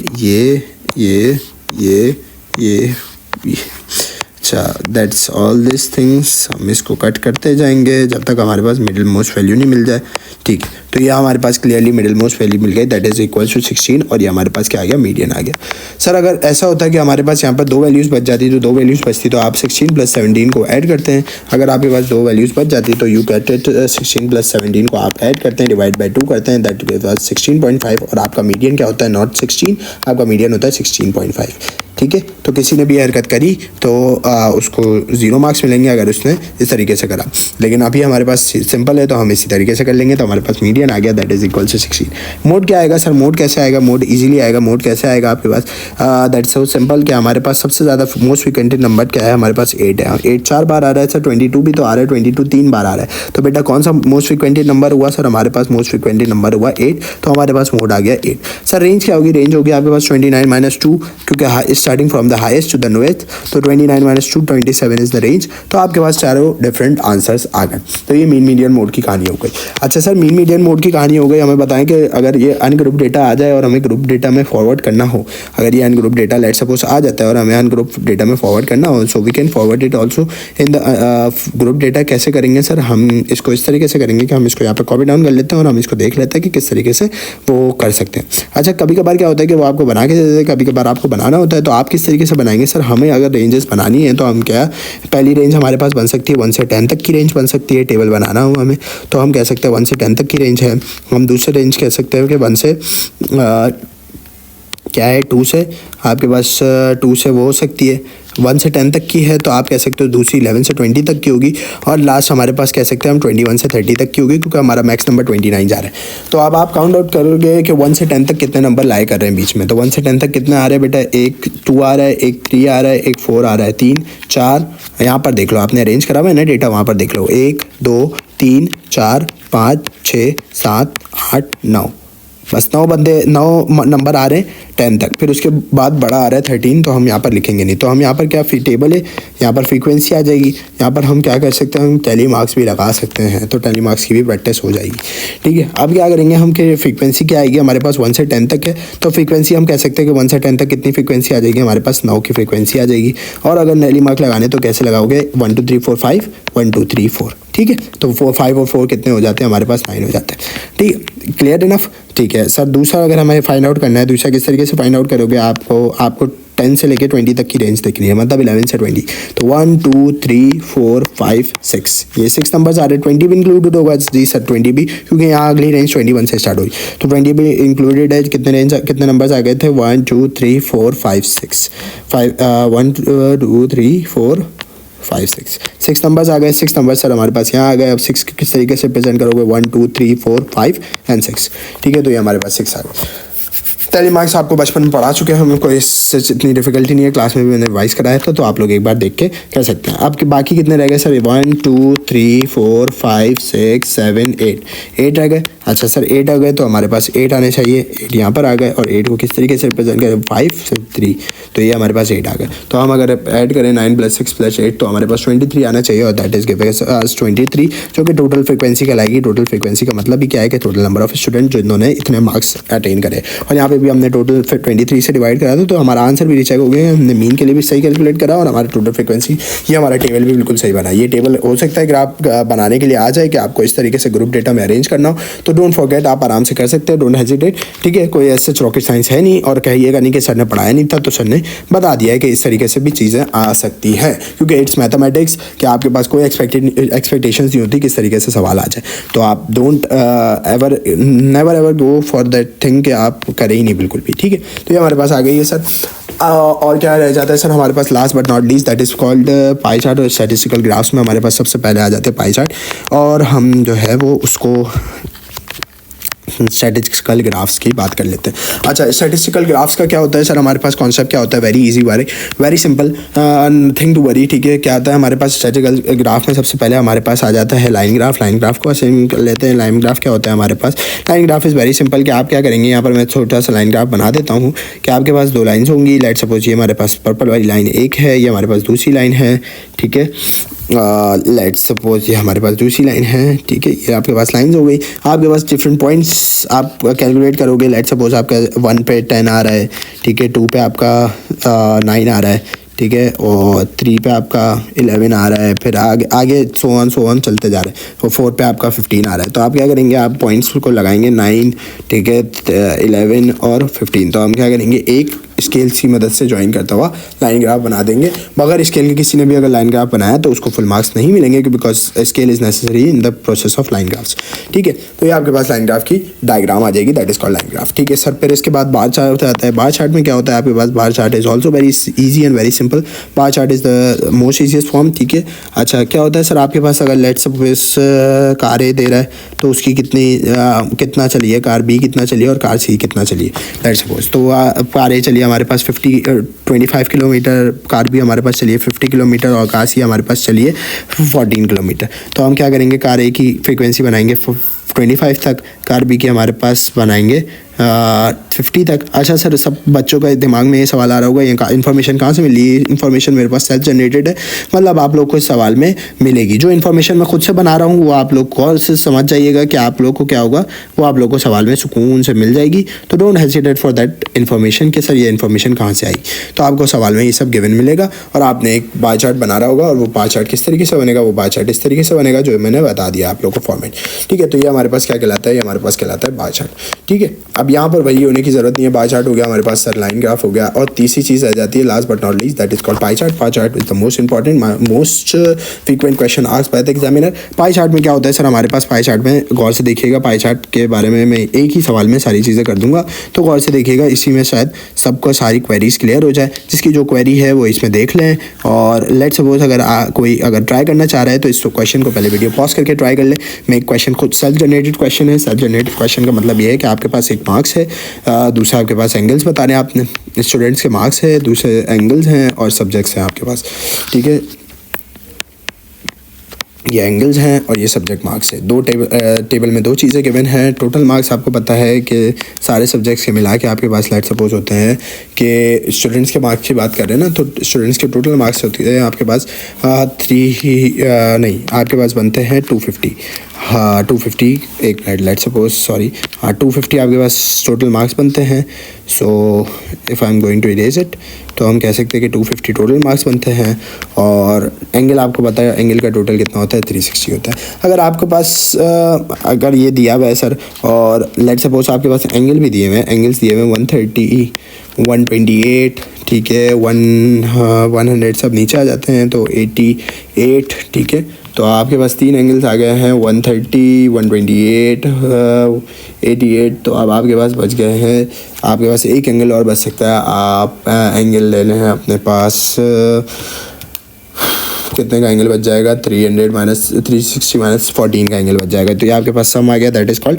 अच्छा, एक एंगल आपके पास अननोन दिया हुआ है, लेट सपोज अननोन दिया हुआ है. अब आपको वो कैलकुलेट भी करना है. तो सर क्या करेंगे हम क्या करेंगे, हमें पता है कि सब्जेक्ट मार्क्स है. सब्जेक्ट मार्क्स मतलब हिस्ट्री के आपको मार्क्स बता रहा है, वो मैथ्स के बता रहा है, ठीक है, और एक स्टूडेंट के, ठीक है, लेट सपोज कोई भी स्टूडेंट हो सकता है, आपको इंग्लिश के बता रहा है और आपको उर्दू के बता रहा है. आपके पास 4 सब्जेक्ट्स हैं और वो 4 सब्जेक्ट्स के आपको मार्क्स बता रहे हैं. अब आप क्या करेंगे, आपके पास एंगल है तो आप ये वाला एंगल, पहले तो उर्दू के मार्क्स का एंगल कैलकुलेट कर लेंगे. We can calculate it by subtracting these all three angles from 360. तो हम क्या कहेंगे कि 360 माइनस 346, इन सब का सबमिशन क्या होगा, इन सब का सबमिशन होगा 346. तो माइनस करोगे तो आपके पास ये वाला एंगल आ जाएगा, दैट इज़ कॉल्ड 14. तो ये 14 एंगल आ गया आपके पास. जब ये सर हमारे पास 14 आ गया तो अब क्या करेंगे हम, अब हम इन तीनों के मार्क्स पता करेंगे, क्योंकि हमें पता करने के सब्जेक्ट मार्क्स कितने हैं. मतलब हमें पता करनी है फ्रीक्वेंसी. किसी भी मार्क्स वगैरह या कि किसी भी चीज़ को हम क्या कहते हैं, फ्रीक्वेंसी कहते हैं. इससे हम एंगल ही कहते हैं.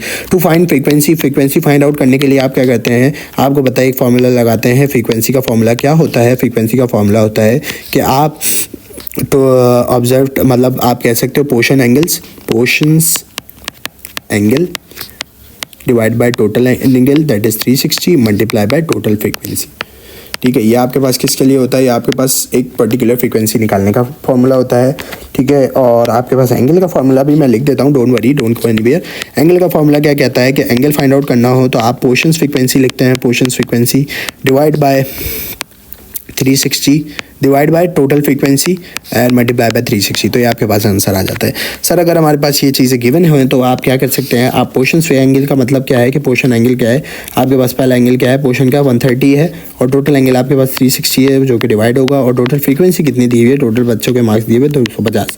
तो 250 में से कितने आपके पास ये है, तो आप ये जब कैलकुलेटर पर सॉल्व आउट करोगे तो आपके पास क्लियरली एक आंसर आ जाएगा, that is equals two point में आ रहा है वो आंसर, तो आप इसको लिख दोगे 91. ठीक है, हिस्ट्री में आपको 91 मार्क्स मिले. Then you can calculate the remaining 4 options. तो 128, तो आप करेंगे 128 divided by 360 multiply by total frequency 250. I recommend कि आप ये चारों की पहले खुद निकालें और मेरी फ्रीक्वेंसी से मैच कर लें. अगर पॉइंट्स का अगर किसी के पास फ़र्क आ रहा है तो दैट्स नथिंग टू वरी. ठीक है, हो सकता है वो कोई जनरल मसला हो कि अगर ये 88 आ रहा है, वो 90 आ रहा था, 90.2 आ रहा था, आपने उसको 90 लिख दिया, ये 88.8 आ रहा है तो आप इसको 89 लिख दो. Then you can go on. तो आपके ये अकोमोडेशन बन जाएगी. 88/360 है आपके पास, वहाँ पेपर में इंशाल्लाह ऐसा कोई पॉइंट्स में आएगा नहीं और आप लोग फंसोगे नहीं. तो ये 61 आपने लिख दिया और अगला एंगल आपको निकालना है 14/360 और मल्टीप्लाई कर दोगे आप उससे 250 से, तो आपके पास ये सारे एंगल्स आ गए, दैट इज़ कॉल्ड. ठीक है, और इन सब एंगल्स को आप अगर ये सारी फ्रीक्वेंसी को आप अगर प्लस करोगे तो you got an answer, eventually you got an answer what you are demanding from the ठीक है, तो आपके पास 250 आ जाएगी जो कि आपकी टोटल फ्रिक्वेंसी थी। अब सर कहानी आती है कि आपके पास ये भी आ गया। अगर ये चीज़ें गिवन होती है, येलो वाली चीज़ें गिवन होती है हमारे पास, लेट्स सपोज ये येलो वाली चीज़ें गिवन होती है, तो हम क्या करते हैं सर, हम फिर ये वाला एंगल निकालते, ये वाला फॉर्मूला लगाते हैं और ये सारे एंगल्स निकालते हैं। ठीक है, क्लियर इनफ। ये फिर क्या लगता है कि आप क्या करते हैं 90/250 करते हैं, मल्टीप्लाई बाय 360 करते हैं, तो आपके पास पहला एंगल आ जाता है, दैट इज़ 130। फिर आप ऐसे से चलते रहते। ठीक है, अच्छा सर अब पाई चार्ट की कंस्ट्रक्शन सिखा दें कि पाई चार्ट किस तरीके से बनता है। तो पाई चार्ट बेटा वेरी सिंपल, पाई चार्ट पहले आप बना लें, एक मिडिल पॉइंट मार्क करें, मिडिल पॉइंट मार्क करने के बाद एक रेडियस बना लें आप अपने पास, और उस रेडियस से पहला एंगल मेजर कर लें। मतलब आप अपना डी उठाएं, डी यहाँ पर मेरे पास है नहीं, तो आप अपना डी उठाएं, डी को यहाँ पर रखें और डी के मिडिल पॉइंट से आप देखना स्टार्ट करें कि हमारा एंगल कहाँ से जा रहा है। ये 0 से स्टार्ट हो रहा है, लेट्स सपोज ये जा रहा है 130 पे, तो 130 मेरा यहाँ आ रहा है, तो ये मेरा 130 होगा। तो यहाँ आपने एक पॉइंट लगाया, वो पॉइंट लगाने के बाद आपने ये पॉइंट को यहाँ से ज्वाइन कर दिया and that give us an angle of 130 degree. तो आपने इसको 130 का मेजर कर लिया। अच्छा, अब द मेन क्वेश्चन अराइजेस कि सर अगला एंगल कैसे बनाएंगे। अगला एंगल बनाने के लिए आप अपना डी उठाओगे और अपने डी को इस वाले उस पर रखोगे, इस वाले पे, और इस वाले से रख के फिर आप अपने डी से यहाँ से 0 से मेजर करना स्टार्ट करोगे। 0 से आप उठोगे, आओगे, आपको कहाँ जाना है 128 तक जाना। 128 कहीं यहाँ आ रहा होगा सर, 128 यहाँ आ रहा है, तो मतलब क्या है सर 128 कहीं यहाँ आ रहा होगा। आपने इसको पॉइंट को यहाँ लगाया और इस पॉइंट को लगाने के बाद आपने यहाँ से यहाँ तक की लाइन खींच दी and that gives you an angle of 128। तो ये आपके पास आ गया 128 का एंगल।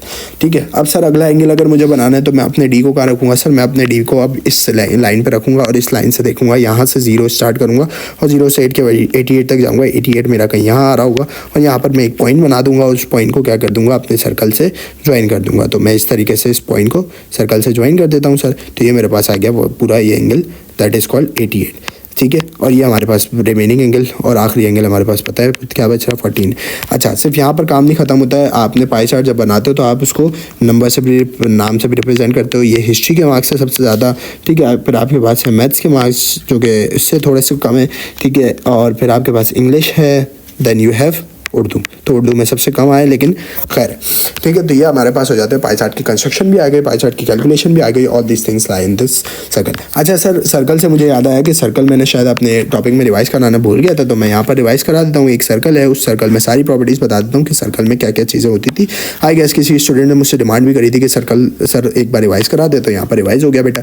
रिविजन के लिए ये वीडियो बन रही है और कोई पर्पस नहीं है इस वीडियो को बनाने का। अगर ये लाइन है और इस लाइन, ये लाइन एक लाइन है जो लाइन सेंटर से कट करिए एक सर्कल को, तो this line is called diameter. Her line अलग अलग उससे बनेगी, तो यू गॉट इट। ठीक है, आपको कन्फ्यूजन भी क्लियर हो जाएगी और आपको चीज़ें भी पता चल जाएगी। इसका अगर मैं हाफ कर दूँ ये वाइट वाली लाइन को, लेट्स सपोज मैं इस लाइन को वाइट से ट्रेस कर दूँ, तो ये जो हाफ है, ये मिड पॉइंट बना हुआ है ना, ये हाफ जो है वो क्या कहलाएगी मेरे पास सर, रेडियस कहलाएगी।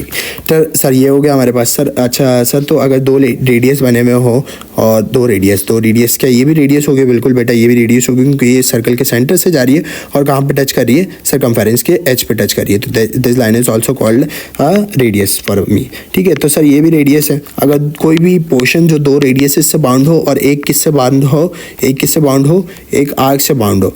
सर ये क्या आर्क बनी हुई है, सॉरी बेटा, तो ये क्या सर आर्क बनी हुई है? बिल्कुल आर्क बनी हुई है। ये वाली आर्क को, ये जो वाइट से मैंने बनाई है, ये दोबारा से मैं बना लेता हूँ बेटा। तो ये हमारे पास क्या बनी हुई है सर, ये आर्क बनी हुई है। तो ये वाला पोर्शन क्या कहलाएगा? ये वाला पोर्शन कहलाएगा सेक्टर। और ये कौन सा सेक्टर होगा सर? ये होगा हमारे पास माइनर सेक्टर। और जो रिमेनिंग पोर्शन पूरा हो जाएगा सर, कौन सा रिमेनिंग पोर्शन? ये जो पूरा रिमेनिंग पोर्शन है ना, ये जो मैं शेड कर रहा हूँ, ये क्या कहलाएगा सर? ये पूरा शेडेड सेक्टर कहलाएगा आपके पास मेजर सेक्टर। ठीक है, तो ये हमारे पास माइनर और मेजर सेक्टर के बीच का डिफरेंस भी हो गया। अच्छा सर, कोई लाइन आर्क का भी पता चल गया, ठीक है सर। अच्छा सर, कोई ऐसी लाइन जो सर्कल के बीच में नहीं, राइट साइड में बनी हुई हो, तो वो लाइन क्या कहलाती है सर? सर्कल के एक सर्कमफेरेंस से स्टार्ट होकर दूसरे सर्कमफेरेंस पे एंड हो रही है, एक एज से स्टार्ट होकर दूसरे एज पे एंड हो रही है, वो लाइन कहलाती है हमारा स्कॉट। ठीक है, वैसे ही अगर सर एक लाइन जो बाहर से आ रही हो और बाहर ही जा रही हो, तो वो वाली लाइन क्या कहलाती है? वो लाइन कहलाती है सेकंड की लाइन कहलाती है कि एक सर्कल को दो जगह कट करती हुई एक लाइन है जो चले जा रही है। ठीक है, अच्छा सर, कोई एक ऐसी लाइन बताएं जो सर्कल को एक ही जगह पे पॉइंट पे कट करती हुई जा रही हो, वो लाइन कहलाती है हमारे पास टेंजेंट की लाइन कहलाती है, जो सर्कल को सिर्फ एक पॉइंट पे कट करती हुई जा रही होती है, and that line is called tangent. Tangent का मतलब ये होता है cuts at only one point, ठीक है। तो ये हमारे पास एक होती है टेंजेंट की लाइन, ये हो गया सर। अच्छा, जो कॉर्ड के और आर्क से बाउंडेड रीजन होता है, मतलब ये कॉर्ड है और ये वाला रीजन क्या कहलाएगा सर, जो मैं शेड कर रहा हूँ वो रीजन क्या कहलाएगा मेरे पास, एक माइनर सेगमेंट कहलाएगा, ठीक है। तो उसको भी रिप्रेजेंट करते हैं सर, ये वाला रीजन क्या कहलाएगा, माइनर सेगमेंट। और जो अपर वाला रीजन है, कौन सा अपर वाला रीजन सर, जो इसके ऊपर बाउंडेड है, ठीक है, मतलब यहाँ इस कॉर्ड से लेके बाकी सारा रीजन, वो रीजन क्या कहलाएगा सर, ये वाला रीजन कहलाएगा मेरे पास एक मेजर सेगमेंट। तो इसको भी रिप्रेजेंट करते हैं सर, ये कौन सा रीजन कहलाएगा, ये रीजन कहलाएगा मेरे पास एक मेजर सेगमेंट, जो इस कॉर्ड और दूसरा। सर आर्क का भी पता चल गया था आपको, आर्क क्या होती थी। आर्क मैंने यहीं पर डिस्कस कर ली थी, हमारे पास आर्क होती क्या थी, मैं यहाँ पर लिख भी देता हूँ कि ये जो वाइट से बनी हुई है वो लाइन क्या कहलाएगी, मेरे पास आर्क कहलाएगी। आई होप सो यहाँ पर ये सर्कल की सारी प्रॉपर्टीज़ भी रिवाइज हो गई होगी, सर्कल की सारी चीज़ें भी रिवाइज हो गई होगी। अगर सर्कल में अभी भी किसी को मसला है तो वीडियो को रिप्ले करके आप एक बार देख लें, आपको एक और बार क्लियर अंडरस्टैंडिंग हो जाएगी। और एक बार मैं कहूँगा कि अपने पास सर्कल बनाओ और बाकी सारी चीज़ें प्लॉट करो, तो यू गेट क्लियर अंडरस्टैंडिंग। अगर सवाल आ जाता है सर्कल का तो यू हैंडल इट, ठीक है। तो आई होप सो मैंने सारी चीज़ों का रिविजन करा दिया होगा। All the best for your exam, don't just believe in your self, you can do it, you can make everything possible, ठीक है। आई am always with you, either you will S in the exams, either you will not, because the day is the paper does not decide everything, ठीक है। क्योंकि मुझे भी पता है and day पे आके कोई भी मिसहैप हो सकता है, कोई भी कन्फ्यूजन हो सकती है, कोई भी चीज़ें हो सकती है, but I am always with you. Just be calm, be relax and try to avoid silly mistakes, making silly mistakes, just be focused and be calm, ठीक है। मुझे पता है किसी के कॉन्सेप्ट में कोई भी मसला नहीं होगा इंशाल्लाह, और ये वीडियो देखने के बाद जिसके कॉन्सेप्ट होगा वो भी सॉल्व हो जाएगा। जस्ट आप अपने ऊपर बिलीव रखें और सुकून से अपना पेपर लिखें, कोई ऐसी टेंशन लेने की ज़रूरत नहीं है कि मार्क्स कितने आएंगे, क्या होगा। जब आप सुकून से पेपर करते हैं तो you will got 100 out of 100 marks in the mathematics, and in achieving 100 out of 100 is a big achievement for me. So I always appreciate you, all the best, just go on it, ठीक है। Paper की tension नहीं लेनी, paper किसी भी तरीके का आ जाए, हर तरीके से हर सवाल का बता दिया कि कौन सा सवाल किस तरीके से आ सकता है, कौन सा नहीं आ सकता। It's all yours. Ratio rate and proportion को थोड़ा सा स्ट्रिक्टली देख लीजिएगा, क्योंकि उस पर मैंने वीडियो को वो जो अकोमोडेट करा है, तो वो पुरानी वाली वीडियो है, ठीक है, लेकिन उसमें सारे कॉन्सेप्ट अल्हम्दुलिल्लाह क्लियर है, तो आप लोगों को कोई मसला होगा नहीं, ठीक है। ऑल द बेस्ट, अल्लाह हाफिज़, टिल देन सी यू।